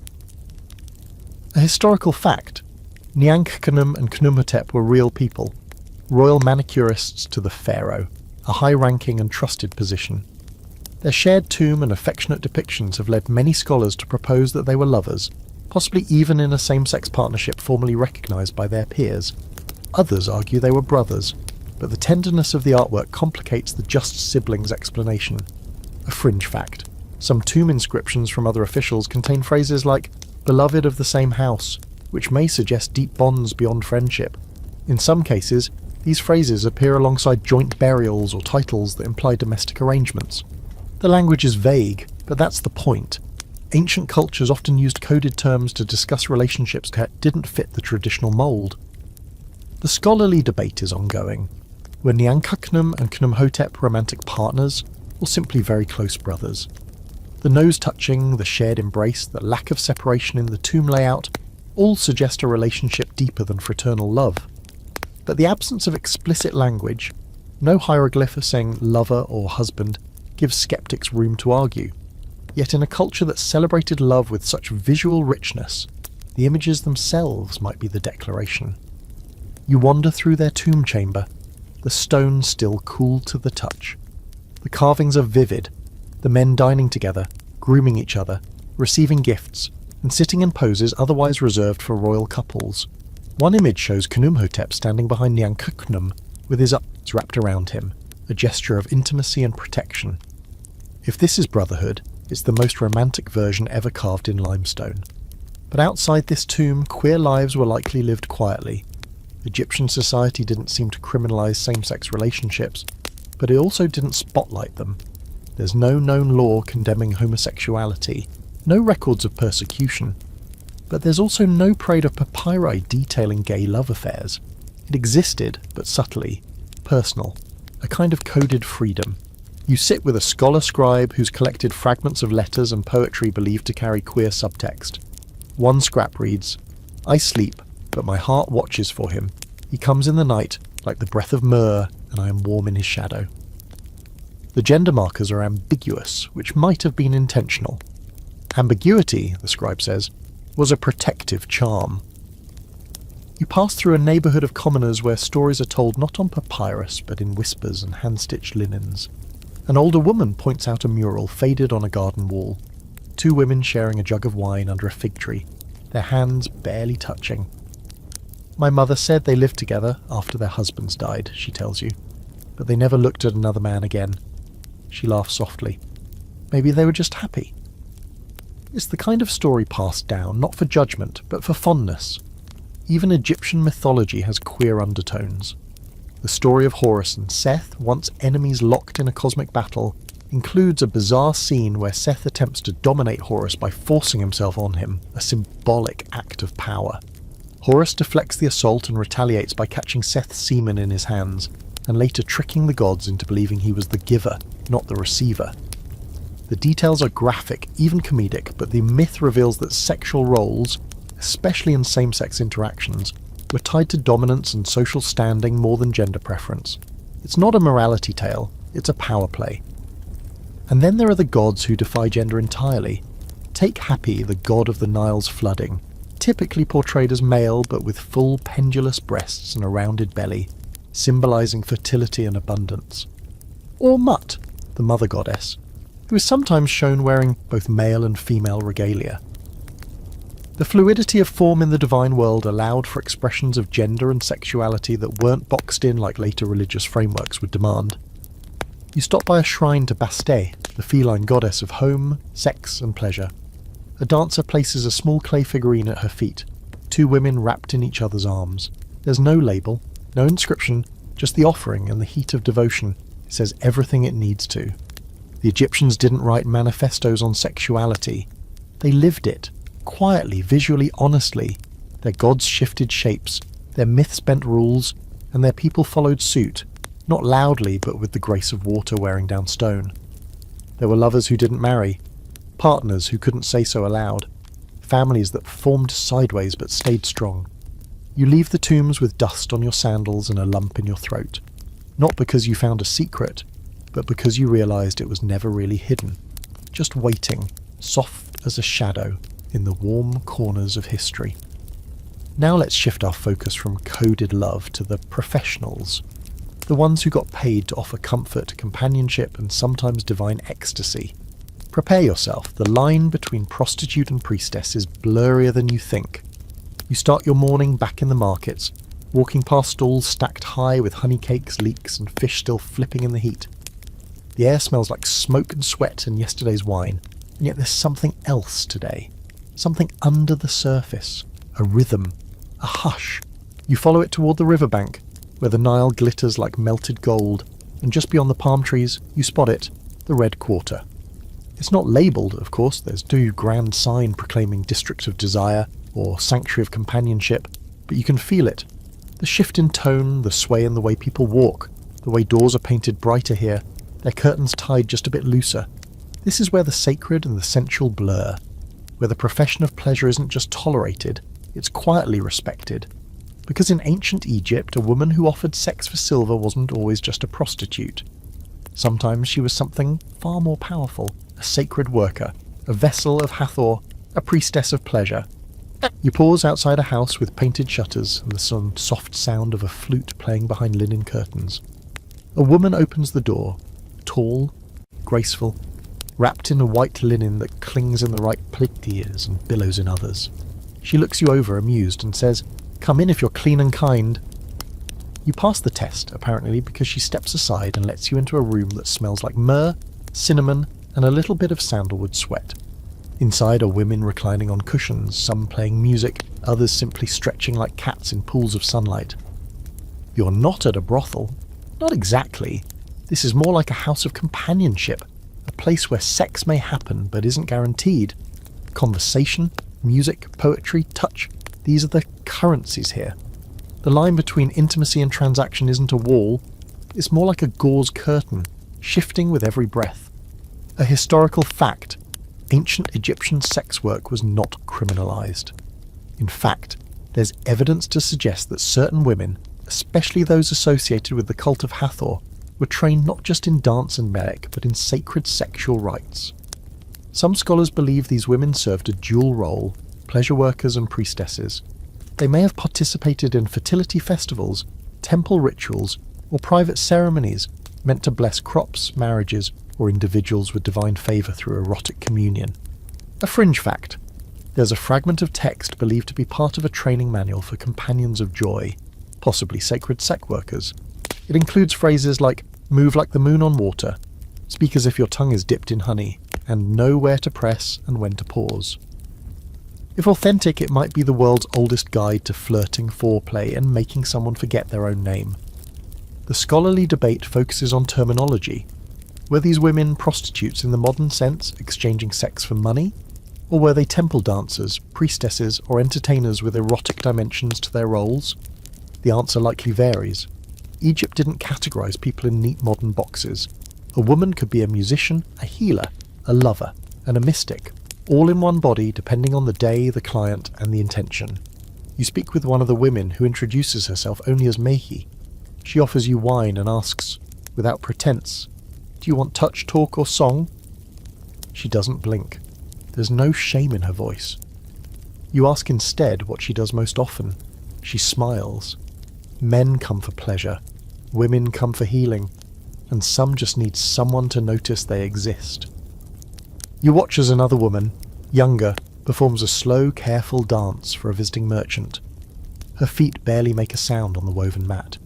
She moves like breath, shoulders first, then hips, then arms. All in perfect rhythm to the sistrum's metallic rattle.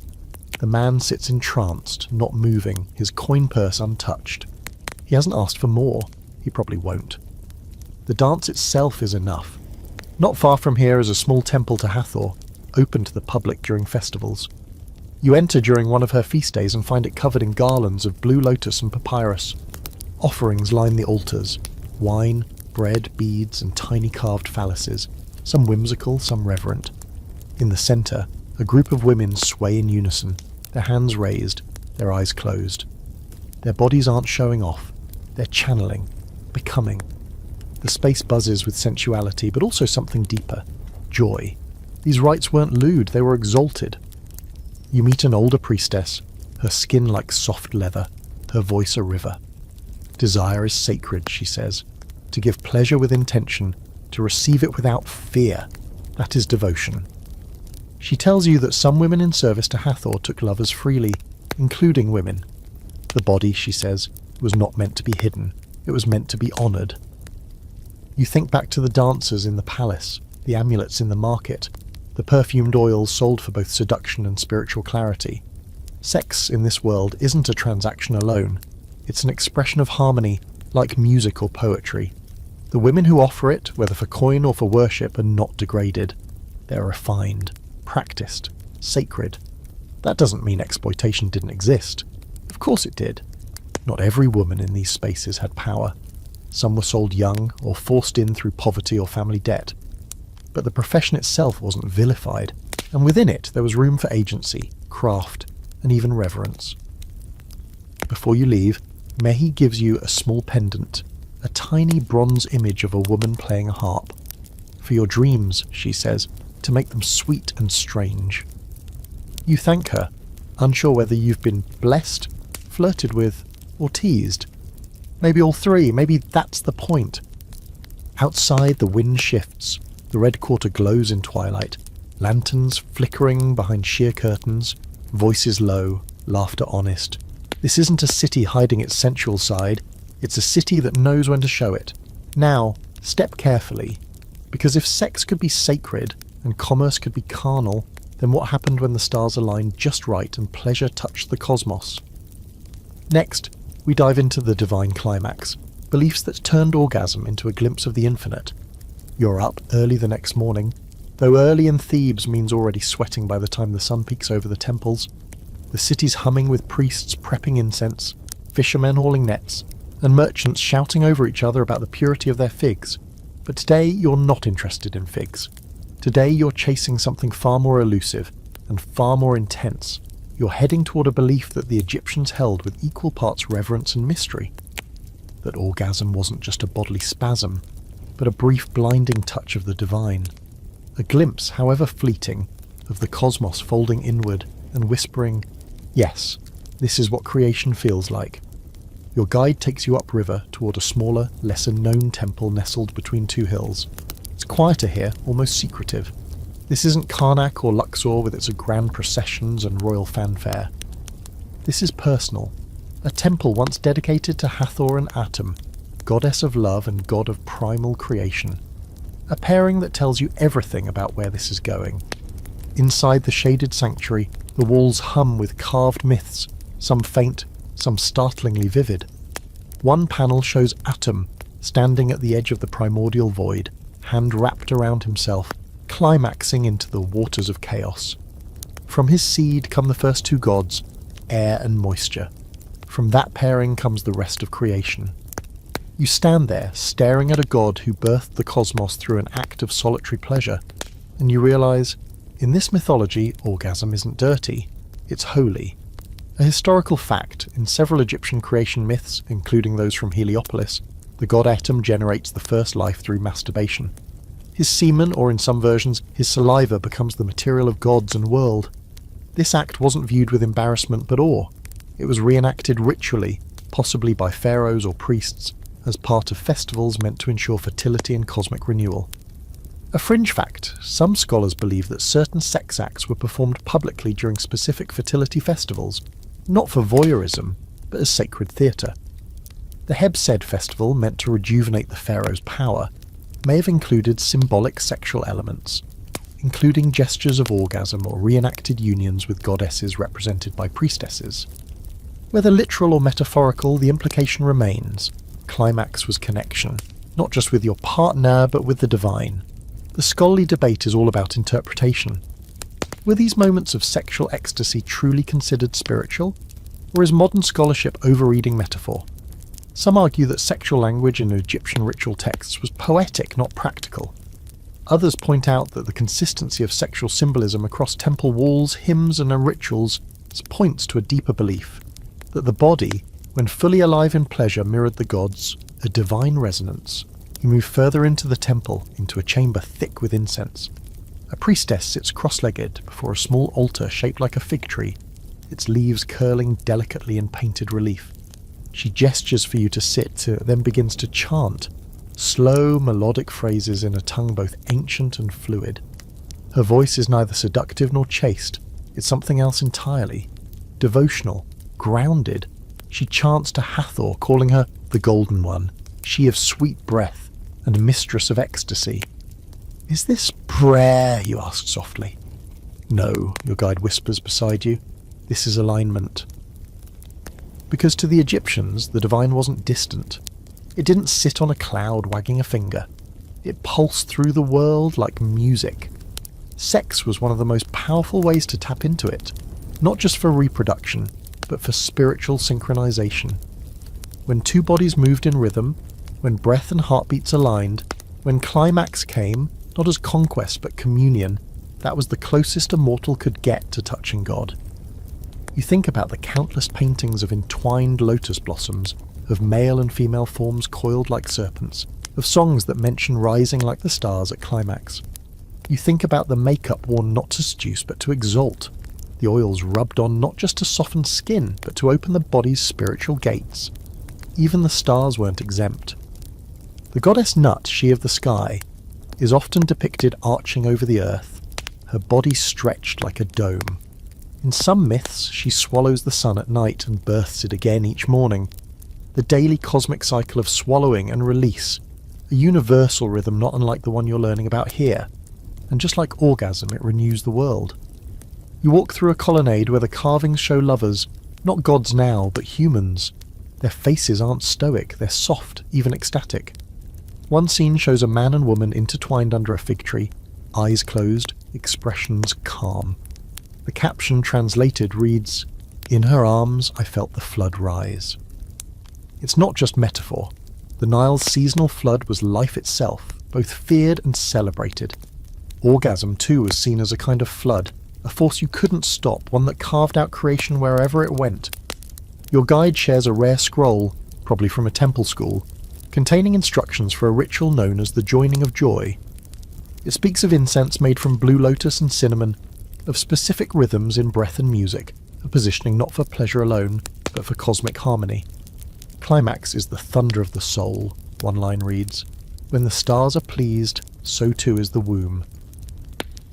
You leave the temple feeling strange, unsettled in the best way, like your skin's buzzing with a truth your modern mind had never considered, that pleasure might be holy, not just metaphorically, not as a flowery line in a love song, but literally.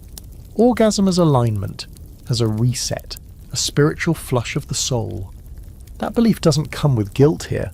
There's no puritanical fallout, no panic over morality, just a simple reverence for what the body can do when you let it. And how, in doing it well, with care, intention and mutual rhythm, you mirror the first act of creation. The Nile glimmers as you walk back toward town, your mind spinning, not just with what you've learned, but with how far this civilization was willing to take it. They didn't shy from the body. They didn't flinch from pleasure. They leaned in, and then they carved it in stone. But what happens when sex shows up not in the bedroom or the temple, but the tomb? When touching the dead or stimulating life after it is considered part of the ritual? Yeah, we're going there. It's hard to imagine that anything could follow a divine orgasm, but Egypt never stops twisting the narrative.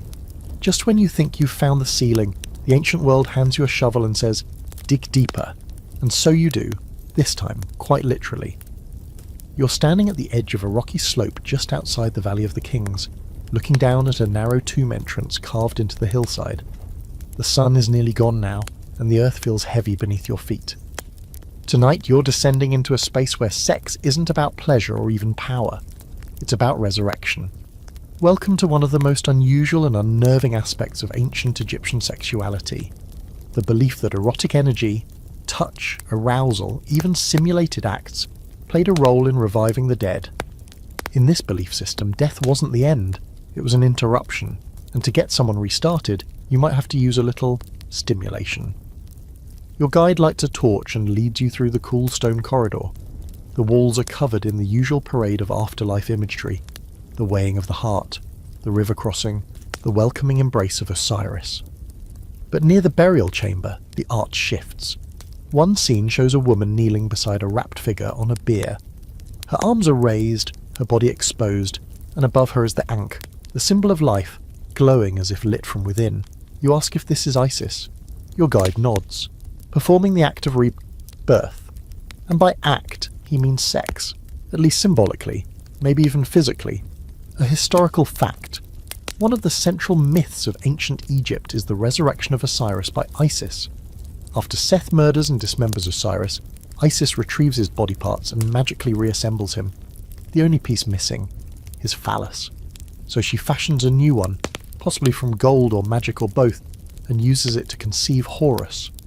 In this act, Isis is not just mourning, she's reviving. She literally brings Osiris back to life through sexual union. A fringe fact. Some scholars believe this myth inspired funerary rituals where women, often priestesses acting as mourners of Isis, performed dances or gestures simulating arousal around the body of the deceased. In extreme interpretations, they may have even physically touched the corpse in certain rites to awaken the senses. Others think these acts were entirely symbolic, with no actual contact. But the goal was clear: to recharge the dead with life. You pass by a low stone platform, thought to be a place where ritual washing and possibly erotic rites occurred during burial ceremonies. One priestly scroll describes a ritual in which the breath is summoned through the thigh, and the seed of continuation flows again. The language is poetic, yes, but also unmistakably sexual. The scholarly debate rages, naturally. Was this erotic imagery just metaphor for spiritual union? Or did Egyptians genuinely believe that sexual stimulation could revive the K, the vital essence of the dead? The evidence is murky, as most texts lean toward coded language. But with Isis and Osiris as the divine template, it's not a stretch to imagine the living reenacting that scene in some ritualized form, especially when rebirth was on the line. You sit beside a sarcophagus cracked open by centuries of looting, and you try to picture it. A room filled with incense, chanting, maybe music, and a female figure moving in rhythm near the body. Not as a seductress, not as a grieving widow, but as a ritual performer enacting the divine drama of death undone. It's theatrical, it's sacred, it's deeply unsettling, and yet somehow logical in a belief system where the body and soul are inseparable and where physical acts have metaphysical consequences. Even embalming involved an erotic layer. The embalmers, workers of high ritual status, would sometimes place amulets on the genitals of the dead, whispering words of fertility and rebirth. One spell reads, "May your seed live again in the field of reeds." That's the Egyptian paradise, where souls plough fields, drink beer, and apparently enjoy a very satisfying second life. You learn that some tombs were stocked with erotic items, lotus-scented oils, sculpted figurines of lovers, and even suggestive wall art. Not because the deceased wanted to party in the afterlife, but because these things were thought to literally power the journey. Death was like crossing a cosmic desert. You'd need food, water, a good spell or two, and, why not, a little sexual energy to get the engine running. A small papyrus fragment from a private tomb includes a hymn that directly addresses this. "Rise again," it says, "with the strength of Osiris, with the joy of the womb, with the fire of the body reborn." No subtlety, just full-on faith in the regenerative power of sex. One especially bizarre theory, based on a single controversial passage, suggests that in rare cases, widows might have been encouraged to lie beside their husbands' bodies for one last intimate connection before burial. The evidence for this is slim, and modern scholars mostly dismiss it. But the fact that it was even theorized speaks to how fluid the boundaries were between grief, love, ritual, and eroticism in ancient Egypt. You return to the surface well after dark, blinking at the stars. Everything feels heavier now, not darker exactly, just weightier. Like sex was never just about pleasure here. It was the key to life, the mechanism of power, and the spark that kept the soul moving through the cosmic machine. And maybe that's the biggest takeaway from this place. Sex didn't die with the body. In fact, for the Egyptians, it might have been the thing that made resurrection possible in the first place. But now, let's return to the land of the living. Specifically, to the many ways Egyptians tried to make themselves more desirable, while still breathing. Aphrodisiacs, diets, fashion choices, and beetles that supposedly made you irresistible. Time to raid the beauty cabinets. You wake the next morning to the sound of pounding grain and the rhythmic splash of water jugs being dragged from the Nile. The city's already in motion, cooks prepping lentil stews, potters spinning clay, and somewhere in the distance a very animated goat refusing to be herded. But your mission today is more specific. You're headed to a place where beauty and biology collide, where sex appeal is measured in oil, beetle parts, and diet plans scribbled on papyrus. That's right, today you're diving into the ancient Egyptian obsession with looking, smelling, and feeling irresistible. Your guide leads you to a side alley near the temple district, where a modest building with the painted shutters hides a salon of sorts. It's part apothecary, part day spa, part proto-goop. Inside, the air smells like crushed almonds and something warm and earthy, like ginger root drying in the sun. Women and men recline on mats while attendants massage them with scented oils, pluck stray hairs, and hum lullabies that somehow make you want to either nap or make out. Possibly both. The first thing you notice is how intentional everything is. Nothing here is casual, not the way the eyebrows are shaped into sharp curves, or the way perfume is applied in layers like armour. Egyptian beauty wasn't just about aesthetics, it was about attraction, and attraction in turn was power. A historical fact, the ancient Egyptians used a wide range of substances believed to enhance sexual desirability. These included perfumes, oils, eye makeup, and edible concoctions designed to increase libido, stamina, and fertility. The famous blue lotus, often shown floating in bowls of wine at banquets, wasn't just decorative. It contained mild psychoactive compounds that relaxed the body and may have increased arousal. Think of it as ancient wine mixed with a little herbal Viagra.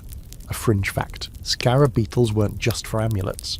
Powdered beetle shell was sometimes mixed into potions or oils as an aphrodisiac.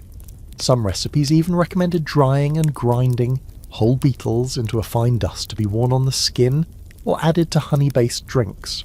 The theory? The scarab's regenerative symbolism, it lays its eggs in dung and emerges reborn, would transfer to the drinker, making them irresistible and full of sexual vitality. Crunchy, definitely. Effective, that's up for debate. The scholarly debate around Egyptian aphrodisiacs centres on their actual physiological effects. Were these potions genuinely effective or just elaborate placebos bolstered by ritual and belief? Some modern scientists argue that blue lotus and fenugreek do have mild libido-enhancing properties. Others say it was the intention that mattered. The psychological boost of believing you were irresistible might have done the real magic. Your guide hands you a small bowl filled with a creamy substance. Date paste, coriander, and a bit of pomegranate rind, he says. Rub it on your thighs, makes the skin glow. Also attracts the opposite sex, the same sex, and sometimes stray cats.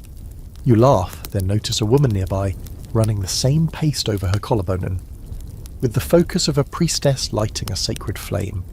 In a back room, an older woman grinds carob pods into a powder she claims will heat the blood. She tells you that during special festivals, lovers would mix it with wine and drink it beneath sycamore trees for good luck, and possibly stamina. One sip, she says, and your heart moves faster than Ra in the morning sky. You pass a shelf lined with small pots of ochre, crushed malachite, and black coal, used for eyes, yes, but also drawn along collarbones, hips, and inner thighs in suggestive designs. Some were even drawn with hidden messages, flirty symbols or prayers to Hathor written in script so small only a lover would see it. Then there's the matter of diet. Ancient Egyptians believed that certain foods increased virility and desirability. Leeks, onions, garlic, figs, dates and honey all appear in both cookbooks and love spells. Eat 5 dates before seeing your lover, one scroll reads, and your tongue will speak only sweetness. Another, far more direct, recommends an early morning mix of beer and raw quail eggs to rise before your wife does. Interpret that as you will. You stop to watch a man being oiled from head to toe with a mixture that smells like cedar, cinnamon, and some unidentifiable earthy spice. He's getting ready for a proposal, your guide explains. Scented skin is half the persuasion. You look closer and realise the oil has been applied in strokes meant to draw attention to muscle lines and bone angles. Seduction by geometry. One woman nearby spritzes her wrists with a fine mist made from marjoram and crushed rose petals. She catches your look and shrugs. The nose is smarter than the eyes, she says. Smell good, and they follow. You hear tell of a forbidden mixture sold only in alley corners, mandrake roots soaked in aged wine, mixed with lotus oil, and a drop of blood from the user, said to bring dreams of passion so intense that the dreamer wakes gasping. Whether it worked or just messed with your liver, no one can say for sure. But people bought it. People still buy it. Even posture mattered.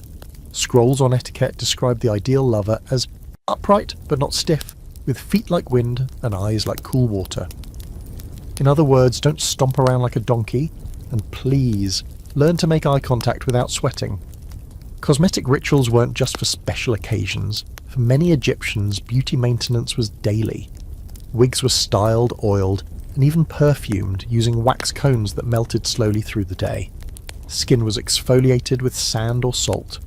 Even breath was managed using natron pellets or honey lozenges. If you think this sounds excessive, consider this. The ancient Egyptians had no deodorant, no mint gum, and no body spray, but they still figured out how to make themselves absolutely magnetic. You step outside the shop, cheeks flushed from a cinnamon mask and lips tingling from a dab of clove oil. The world feels richer, more awake. The scent of the Nile is sharper, the chatter of the market a little more musical. You pass a couple walking hand in hand. He's wearing new coal. She's glowing with what is definitely not just sweat. You smile. They got the memo. In ancient Egypt, desirability wasn't a trick. It was a craft. A conversation between body and world, between smell and memory, between skin and starlight. But what happens when the body itself doesn't fit the mould? When gender blurs and identity shifts? Next, we meet those who didn't colour inside the binary, and the gods who made that possible. The next morning you rise with the sun, but it's not the heat or the temple bells that pull you from sleep. It's a name, one whispered on the breeze, half remembered from a story your guide told yesterday over a bowl of lentils and honey. Seth. Not just the god of chaos and storms, but something else, a figure with shifting motives, tangled relationships, and blurred lines, sexual, moral, and otherwise. Today you're chasing fluidity.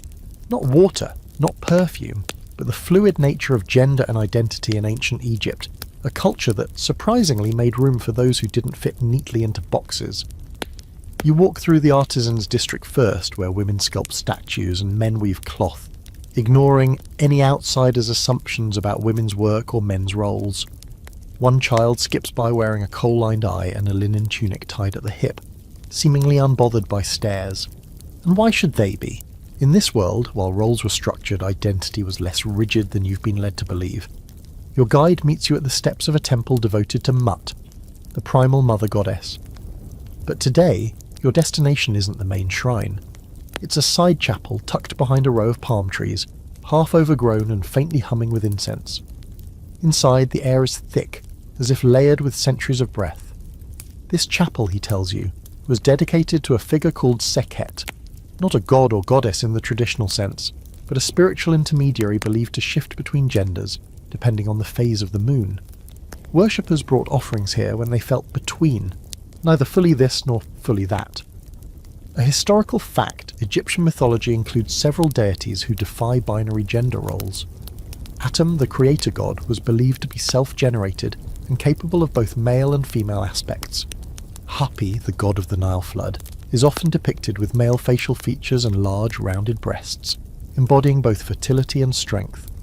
Even Shu and Tefnut, the gods of air and moisture, sometimes merge in texts and art, becoming one dual-gendered being in moments of creation.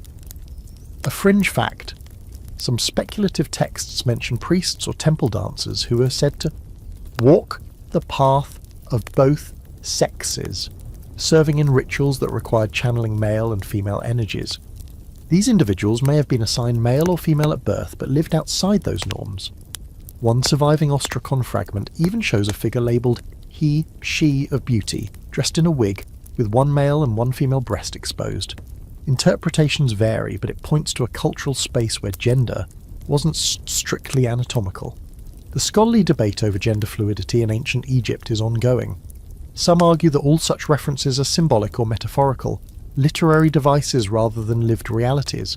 Others push back, noting that Egyptian society was remarkably pragmatic. If the gods could embody both sexes or shift at will, why wouldn't humans do the same?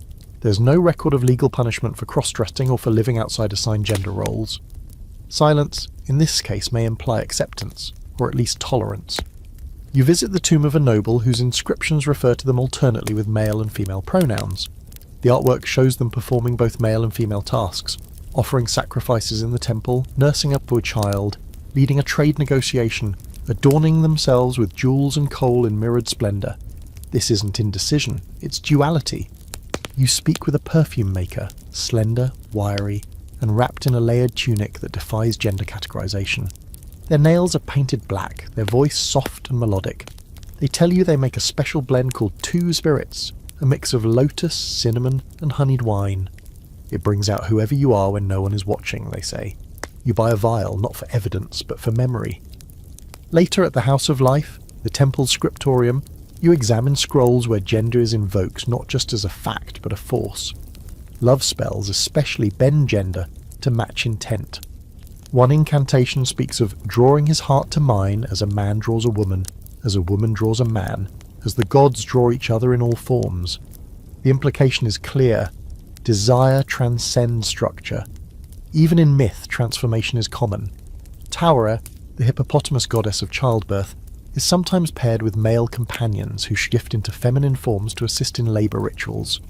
Seth, chaotic god of storms, is famously associated with non-traditional sexual encounters, including his fraught entanglement with Horus, which includes elements of dominance, deception, and identity play. The story is messy, deliberately so, and yet it survives because it says something about boundaries, power, and how desire can bend those things into loops. You hear the story of a dancer named Menwi, who performed for nobles and priests alike, wearing both male and female garments in a single performance. Their routines told the story of Nut giving birth to the stars and of Osiris resurrecting in the arms of Isis. Menwi's fame grew, and eventually they were invited to perform in front of the pharaoh. Their tomb, modest but lovingly kept, includes inscriptions from lovers of both sexes. Menwi of soft foot and strong voice, one reads, "You wore the sun and moon together." Not everything was idealised, of course. There were likely whispers, exclusions, the usual frictions of society with structure. But there is remarkably little evidence of legal discrimination or punishment for gender variance. Egyptians were more concerned with balance, with harmony, with ma'at. If your presence brought more order than chaos, regardless of how you dressed or loved, you belonged. You return to the chapel of Sekhet before sunset.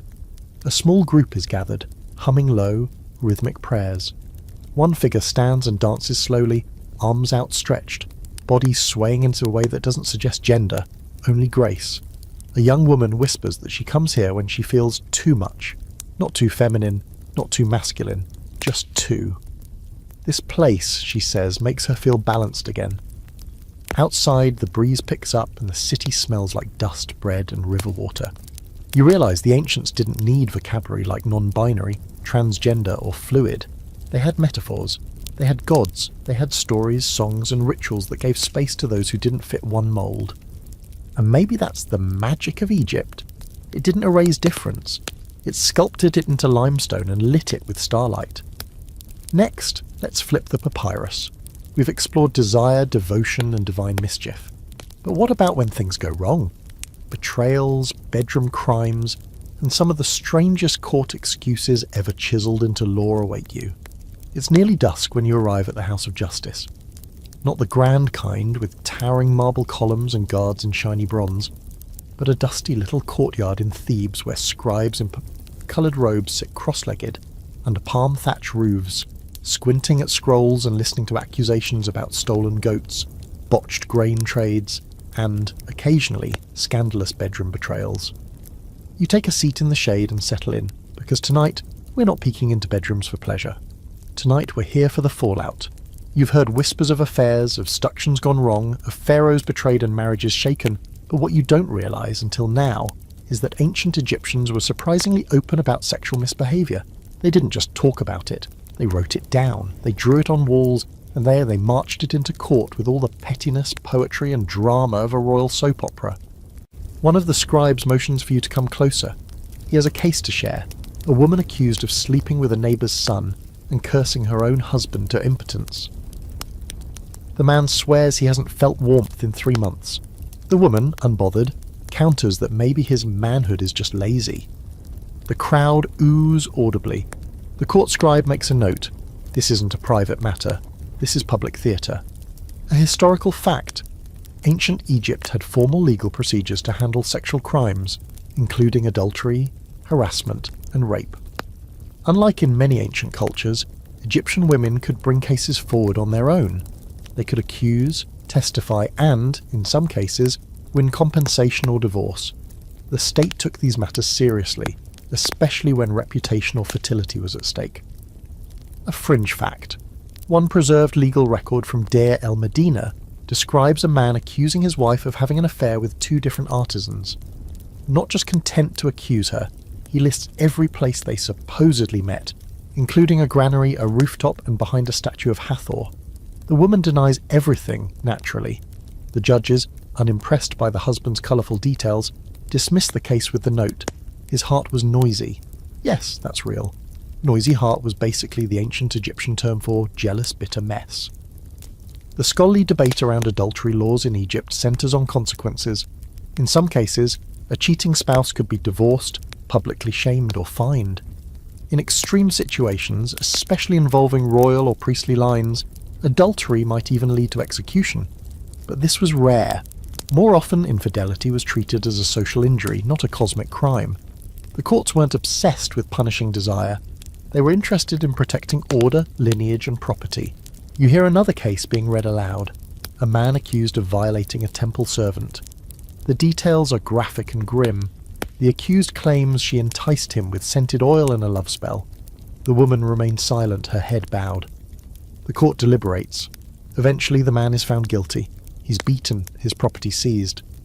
It's a rare case of the court siding with someone of lower status against a man with temple connections. It's also a reminder. Sexual autonomy, while recognised, didn't always equal protection.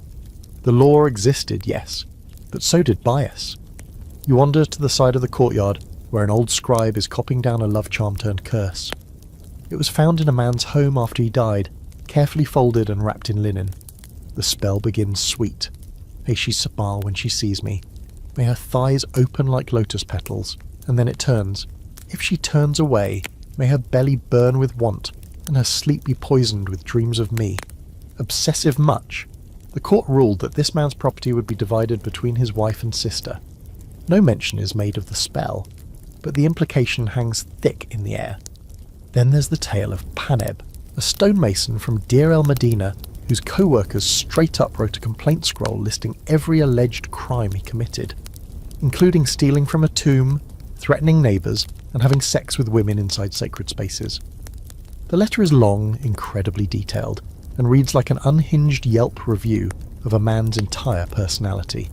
It's gossipy, spiteful, and oddly funny. Scholars still debate whether Paneb was a real villain or just the target of a workplace takedown campaign. Even the royal court wasn't immune to scandal. One queen, accused of plotting against her pharaoh husband, was allegedly discovered in the company of a lover, a guard no less. Her name was scraped from monuments. Her story, pieced together only through fragments and rumour, suggests that infidelity in the palace could be as fatal as treason. You turn a corner and find a wall where names have been scratched out, literally erased from history. It's a form of damnatio memoriae, where disgraced individuals were removed from records, their afterlife denied through the destruction of their legacy. Sometimes this was for political reasons, other times, personal vendettas disguised as public justice. In one recovered court document, a woman testifies that her husband refuses the bed and drinks too much wine. The implication is clear, he's avoiding her, and she's over it. The court allows her to return to her family with a portion of their shared goods. No shame, no fuss, just a matter-of-fact response to a sexual imbalance. Marital intimacy was considered a duty, not a bonus. If someone failed to hold up their end of the contract, they could lose more than their reputation. They could lose their wife, land, and standing. You sit with a younger scribe near the temple gate, and he tells you his favourite legal tale. A woman accused of causing mischief with a neighbour's servant under the moonlight. The twist? The neighbour's servant was apparently his lover too. Everyone involved denied everything, and the court, thoroughly confused, threw the case out. Too many lies, they wrote. Let the gods sort it. And that's the thing. The Egyptians knew desire could make fools of us all. Their courts weren't built to suppress lust. They were built to manage its fallout with logic, ritual, and sometimes a little sarcasm. As the sun dips below the horizon, you watch the scribes roll up their scrolls and dust off their knees. The drama's over for today, but the stories of love gone wrong, revenge spells, public accusations, and those eternally noisy hearts linger like wood smoke. Next up, it is time to change the tone. We've seen the aftermath of desire, but how did it begin? Who flirted with whom? What made someone irresistible in conversation, not just in perfume? Let's hit the streets and learn the ancient art of the pickup. The morning begins with chatter, clinking beads, and someone shouting about onions again. You're back in the heart of Thebes, wandering through markets that feel more like parties than shopping centres. Bright linen ripples in the breeze. Musicians tune their lutes in corners, while kids dart between stalls carrying baskets of dates and small clay toys. You're not here to buy spices or debate the price of fish, though. Today you're on a hunt for something trickier. The ancient Egyptian pickup artist. Because for all the rituals and amulets and oils, none of it works if you can't start the conversation. Flirting in ancient Egypt was a whole aesthetic, part language, part movement, part mysticism. It wasn't always subtle, it wasn't always polite, but it was deliberate, calculated, and often funny. You're about to learn just how much and how little has changed in the realm of attraction. Your first stop is a weaver's stall run by a woman with perfectly lined eyes and an expression that suggests she's been breaking hearts since the 6th dynasty. She's already mid-conversation with a man buying ribbon, and you quickly realise the ribbon is just an excuse. It would look better on your ankle, she tells him, but you'd have to show me how you walk. He stammers. She smirks. 1 point for her. A historical fact. Ancient Egyptians wrote love poetry that's been preserved on papyrus and shards of pottery, known as ostraka. These poems often include direct, playful lines that could pass for pickup lines today. One woman writes, "My heart flutters at your voice. I cannot hold my linen still." Translation? You make me nervous and slightly undressed. A fringe fact. In some social settings, particularly during festivals like the Feast of the Valley, or celebrations at Hathor's temples, it was perfectly acceptable, even in Maghreb, to flirt with strangers. Some temples held drunken festivals, where beer flowed freely, inhibitions fell away, and social roles loosened. This wasn't debauchery, it was cosmic harmony in action. People used those moments to make connections, form relationships, and yes, test out some very questionable one-liners. The scholarly debate about flirtation in Egypt isn't about whether it happened, but how overt it was. Some argue that most relationships began through arranged marriages or family introductions, with little room for casual courtship. Others point to surviving texts that clearly show individuals making choices, expressing desire, and engaging in flirty banter. In elite circles, sure, marriages were political, but in the streets of Memphis or the back alleys of Thebes, you had to have game. You head toward the river docks, where boatmen haul cargo and flirt without even realising it.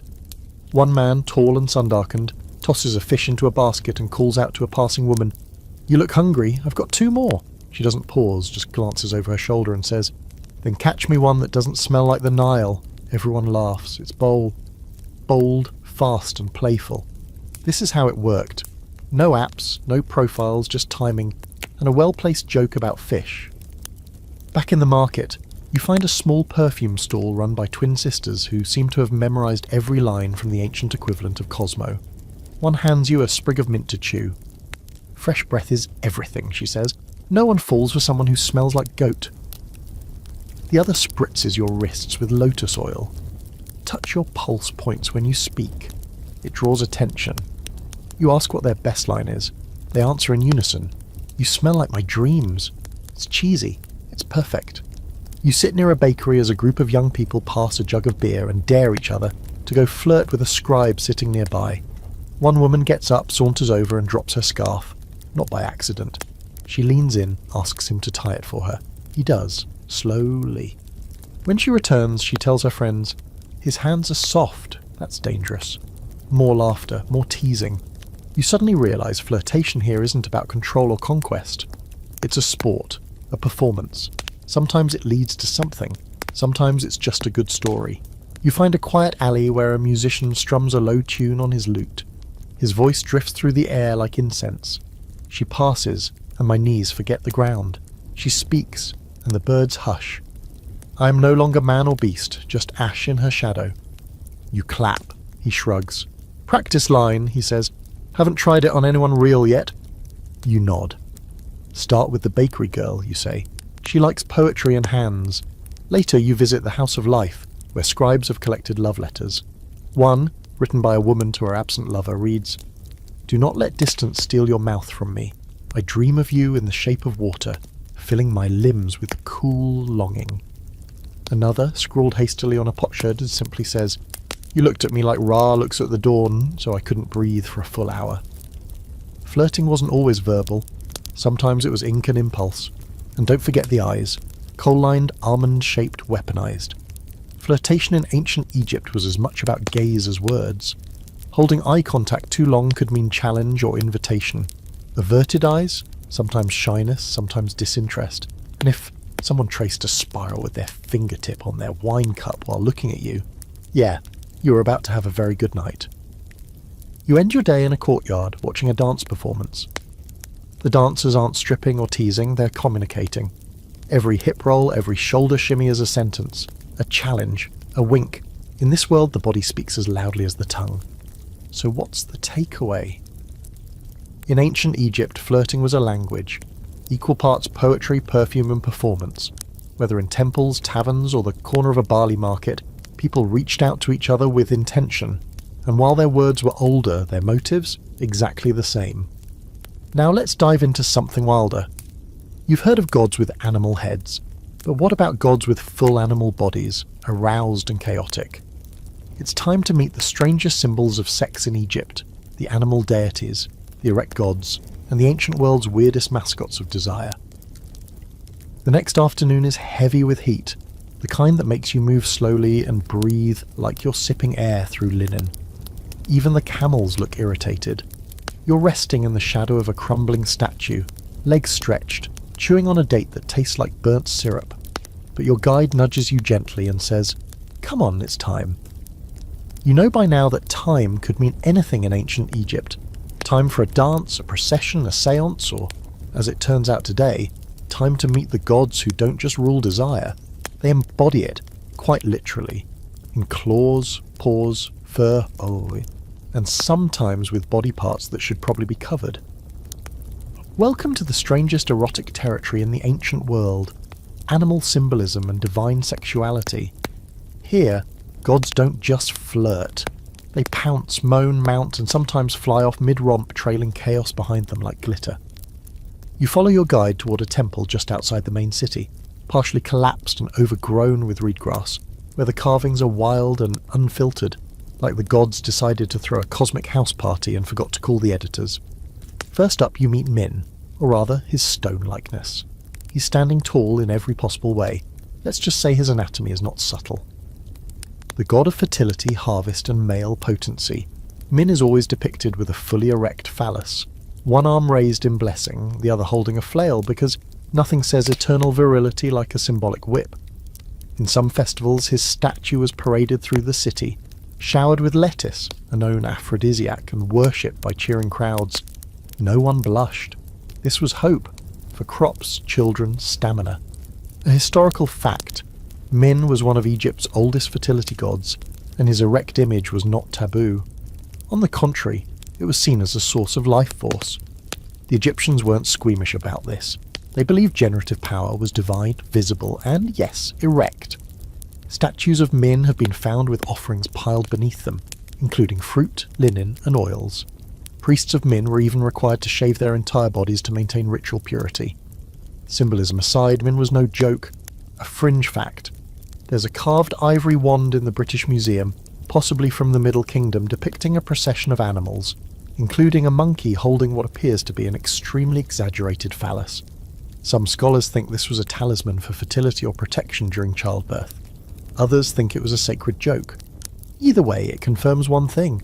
Egyptians weren't above using humour in their religious erotica. The scholarly debate. It swirls around how seriously these depictions were meant to be taken.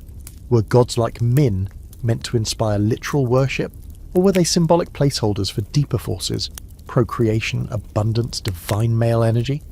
Most scholars agree that Min represented virility in every sense. physical, agricultural and cosmic.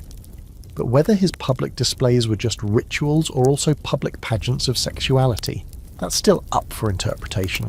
You wander deeper into the temple and find yourself face to face with another familiar figure. Hathor, goddess of love, music and sensuality. Often shown with cow horns cradling the sun disk, she's associated with motherhood and erotic pleasure.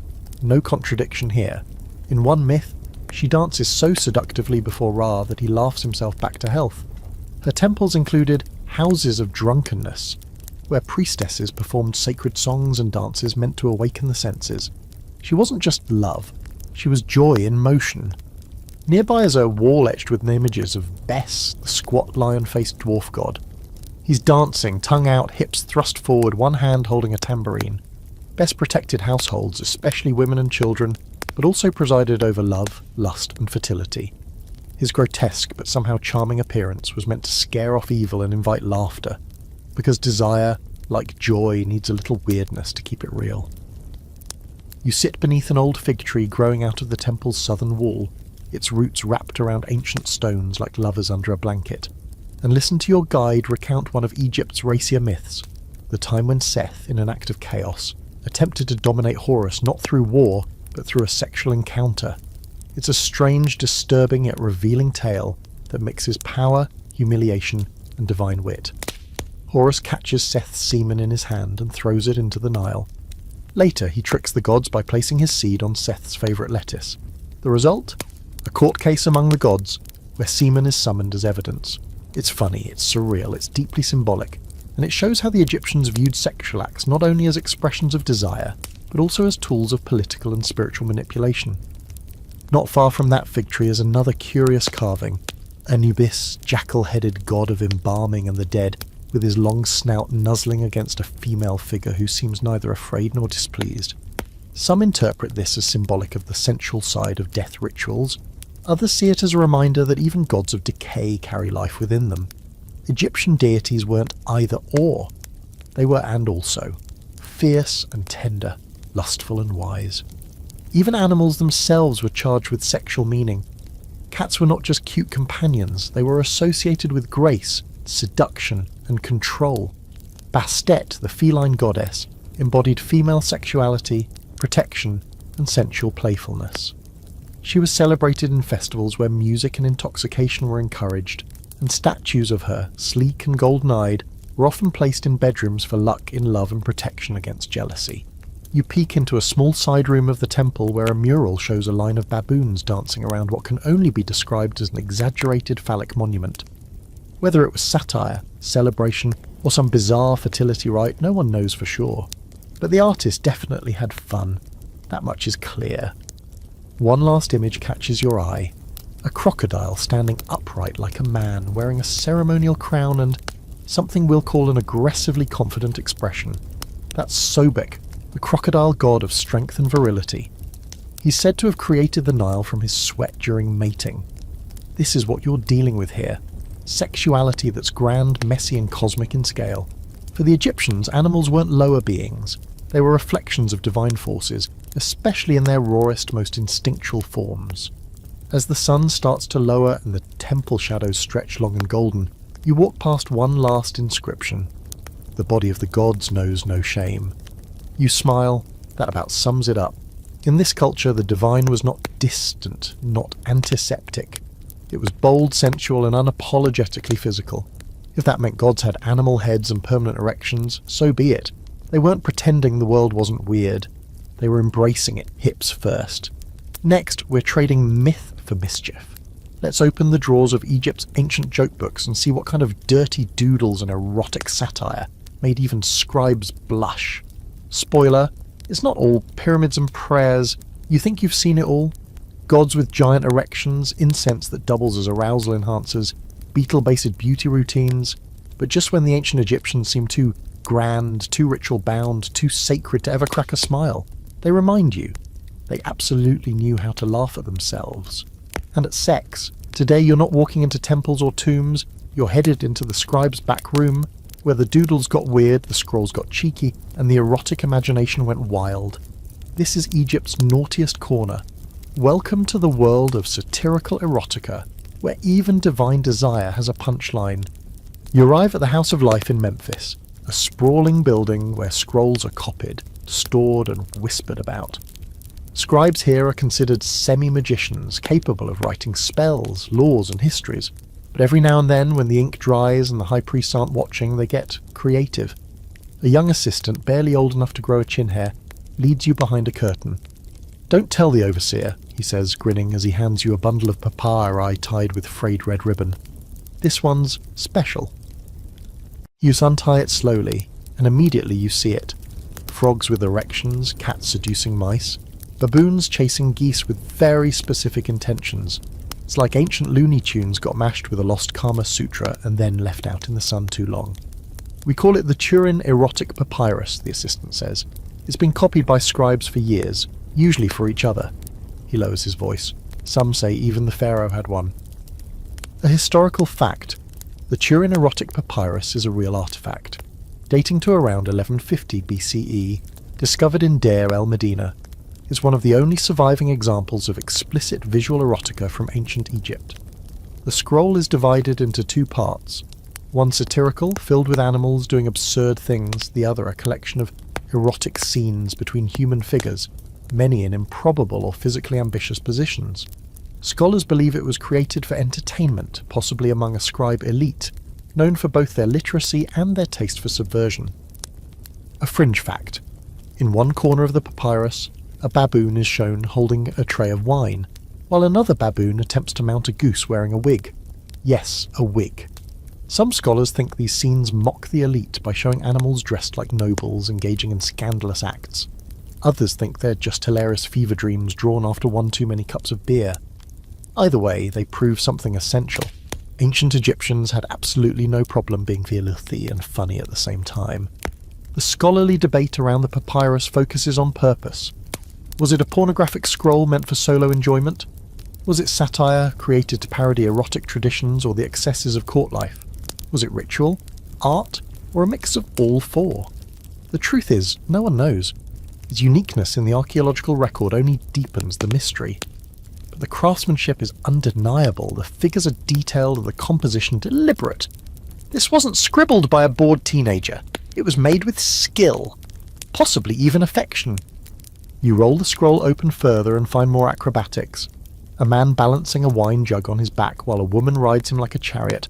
Another woman bending so far backward she might qualify as a pretzel, her partner holding a lotus blossom over her like a trophy. One couple is mid-act on what appears to be a sacred altar. Another has drawn eyes on their buttocks. You genuinely laugh out loud. The assistant beams. Told you. Later, in a small courtyard outside, an older scribe pulls out a cracked ostrakon, a pottery shard used for rough drafts and notes. On it is a sketch of a donkey and a crown being kissed by two monkeys. "It's a love story," he says deadpan, then breaks into a wheezy cackle. He explains that erotic satire wasn't just for humour, it was a release valve. In a society so deeply entwined with divine order, sexuality was both celebrated and bound by ritual. Satire gave people a way to enjoy desire without the weight of cosmic consequence. Even the gods weren't safe from parody. One surviving tale, barely preserved, features Set and Horus not in divine battle, but in a lover's spat over who gave the better offering to Isis. The dialogue is petty and absurd. In some versions, Horus accidentally farts in Isis's presence, and then blames Set, who retaliates by turning into a goose and honking until dawn. If it sounds ridiculous, that's the point. Sacred figures, once elevated and solemn, brought down to earth to share in the ridiculous messiness of human love and lust. Erotic riddles also played a role in this culture of satire. One popular temple joke goes, "What speaks but has no tongue and moans in the dark?" Answer: a reed flute, or depending on how you read it, a euphemism for something else entirely. Double entendre was the national sport of bored scribes. You meet a dancer who owns a small cache of clay figurines, many of which have exaggerated sexual features. One has a penis longer than its legs. Another is a female figure with 4 breasts and a comically smug expression. "Gifts from clients," she says, waving a hand. Some funny, some hopeful. You ask if they're ever used in rituals. Sometimes, mostly for fun, sex doesn't always have to be a spell. As twilight falls, a group of artisans begins to gather in a side alley, with beer jugs and baskets of figs. Someone brings out a flute. Someone else, a carved wooden puppet shaped like a dancing woman with movable hips. And then the jokes begin, loud, irreverent, unapologetically crude. One man reenacts a scene from the erotic scroll, flailing like a frog mid-thrust. Another mimics the sacred voice of Hathor to ask, who ate all the honey cakes and left the love bed cold? The laughter is long and belly deep. You sit back, fig in hand, and realise there's something essential. For the Egyptians, sexuality wasn't sacred or silly. It was both. It was the joy of the absurd wrapped in the heat of the real. Their erotica wasn't shameful or hidden. It was passed between friends, shared over wine, and laughed at under the stars. The gods might love grand gestures, but people love a good dirty joke. Next we turn the mood one more time to the dark corners of jealousy, obsession, and the spells meant not to kindle desire, but to kill it. Time to explore how the same passion that births life could twist itself into revenge, curses, and heartbreak. The sun is barely above the horizon, but there's a tension in the air. Not the fun, flirty kind you've been basking in, but something colder. Today the laughter fades, the perfumed oils stay corked, and no one is handing out love spells wrapped in lotus petals. Because today you're stepping into the murkier side of Egyptian intimacy. This isn't about flirtation or sacred ecstasy, it's about heartbreak, vengeance, and what people were willing to do when desire turned sour. You're walking through the southern edges of Thebes, past empty granaries and quiet courtyards, to visit a woman named Tyr, a healer and spellweaver with a reputation that makes both priestesses and pharaohs nervous. Her hut smells like old earth and crushed garlic, and the walls are lined with jars, some filled with herbs, others with less identifiable bits of bone and feather. Love goes wrong more than it goes right, she says, not unkindly. That's where I come in. You ask her what she sees most often. She doesn't hesitate. Jealous wives, angry lovers, mothers trying to keep daughters away from men with too many necklaces. She shows you a worn scrap of papyrus, just a few lines of rushed ink. It's a curse disguised as a poem. Let his tongue swell when he lies to me. Let her hair fall like dry grass if she touches him again. Let their beds be nests of scorpions. A historical fact. Ancient Egyptians practiced both love and curse magic, often simultaneously. What started as attraction could quickly spiral into protection, obsession, or revenge. There were specific spells for cooling someone's ardour, separating lovers, or causing sexual dysfunction. These rituals might involve knots, wax figures, buried offerings, or recitations before deities like Sekhmet, Isis, or even Set, gods of wrath, transformation, and cosmic disturbance. A fringe fact. Some recovered amulets depict broken hearts literally, etched or carved hearts split by daggers, snakes, or flames. One particularly dramatic example shows a heart with a spear through it, and the phrase, "May he never rise again." Likely a double entendre targeting both the man's body and his, well, manhood. The amulet was found buried beneath a threshold, suggesting someone wanted their curse to be stepped on daily. The scholarly debate centres on effectiveness and belief. Did people truly think a few words and some ash would destroy a rival's sex life or cool a cheating partner's fire? Or were these rituals symbolic acts of closure, psychological comfort in a world where so much felt uncontrollable? The evidence is mixed. Some texts include follow-ups, like one woman's letter to her sister noting that his eyes no longer follow her, after a ritual involving honey, a red thread, and a goat skull. Coincidence? Or ancient voodoo with bite? Tyr pulls out a wax figurine, small, lumpy, shaped vaguely like a man with exaggerated features. "This one's for freezing desire," she says. "You whisper your lover's name 3 times, then bind his legs with linen dipped in vinegar. Bury him near water, and he forgets the other woman." She winks. Or so they say. You follow her to a low shelf where jars are labelled in fading ink. Tongue twister, jealousy cure, softening charm, hair curse, and the night sweat oil. She taps one labelled Ank's spite. This one's tricky, for when you want someone to suffer but not die, just enough misery to make them crawl back. It smells like basil, ash, and something metallic. You don't ask what. In nearby scrolls you read stories of heartbreak and magical fallout. One man, rejected by his lover, prays to Hathor for vengeance. Not love, not healing, just reversal. Make her ache where I ached. Let no kiss taste sweet. Let every bed feel like stone. His scroll ends with no reply, just a water stain and a line that reads, I sent it with wine, but she sent no answer. Another tells of a woman who discovers her husband has taken a second wife. She doesn't scream. She hires a spellmaker to burn the new bride's womb with dreams of rot. The spell is so violent. The original papyrus ends abruptly, as if even the scribe couldn't bear to finish copying it. You ask Tyr if any of these curses actually work. She shrugs. Sometimes the ritual changes the other person. Sometimes it changes you. She offers you a different kind of spell, one for letting go. Fewer herbs, more tears. You get the sense it's not as popular. In the evening, you follow her to a small shrine by the river.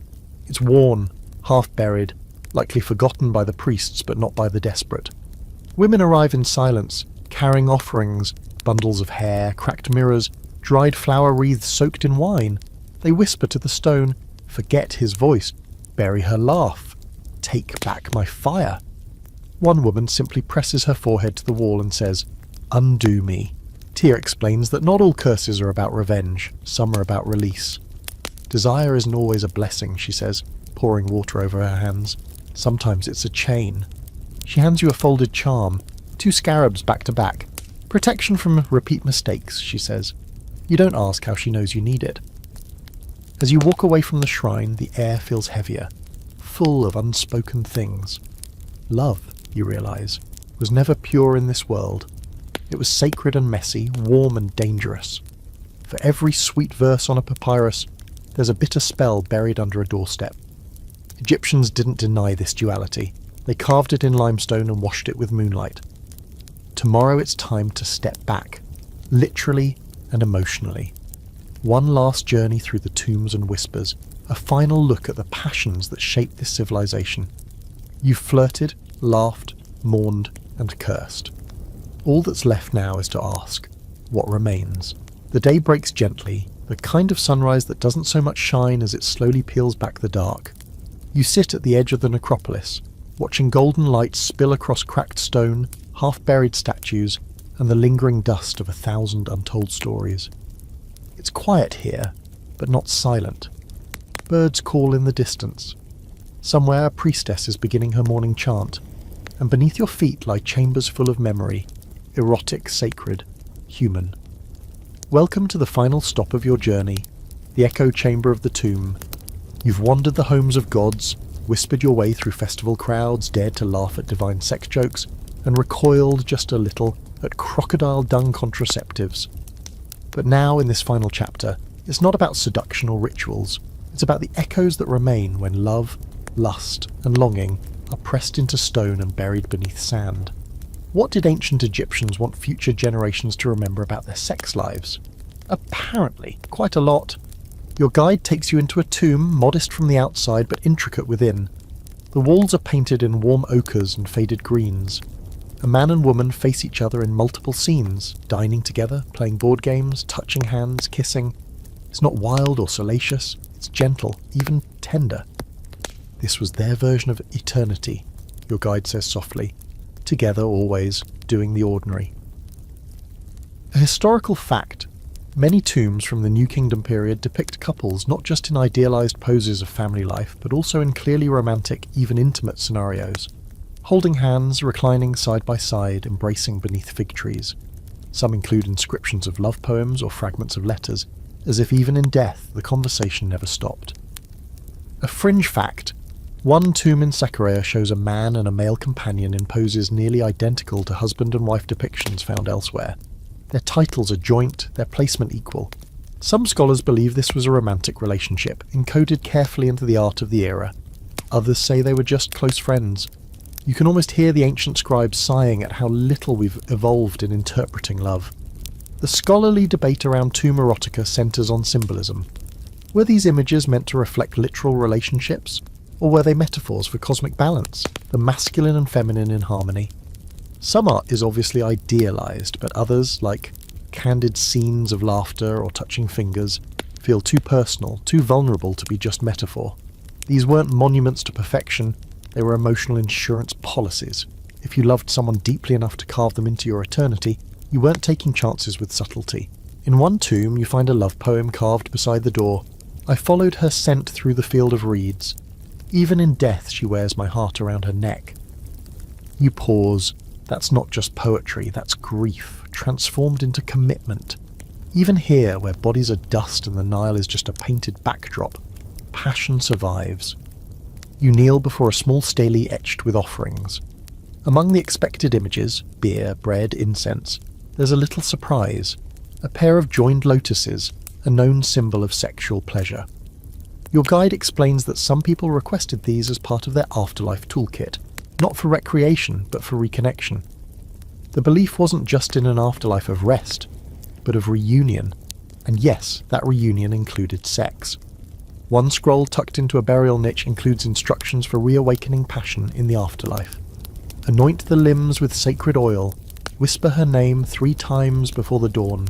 Lay beside her like Osiris rising from stillness. The imagery is intimate, detailed, and strikingly tender. No fear, no fire and brimstone, just instructions for love's second act. You think back to everything you've seen: men standing proud under the hot sun, priests clutching blue lotus flowers, dancers with lined eyes moving like waves, lovers arguing beside barley carts, mothers whispering protective spells to drive away flings gone too far. It all weaves together now. Sex as devotion, sex as ritual, sex as a deeply human need made divine through repetition, belief and storytelling. You walk into one final chamber, undecorated, save for a single carved line in the far corner. She laughed at my hands, but she kissed them anyway. It's not grand, not cosmic, but it lingers, the way all good love does. As you step back into the light, you realise this journey through ancient Egyptian sexuality wasn't about scandal or curiosity. It was about depth, about how a civilization with gods who weep stars and rivers of semen also understood that sometimes the most sacred thing is a hand on a shoulder, a whispered joke, the smell of someone familiar beside you at night. The Egyptians didn't separate sex from life. They braided them together, ritual and rhythm, myth and moment, sacred and silly. And because of that, their echoes still hum in our ears today. The tombs may be sealed, the papyrus faded, but the stories remain. Passion is the one thing the Nile never washes away.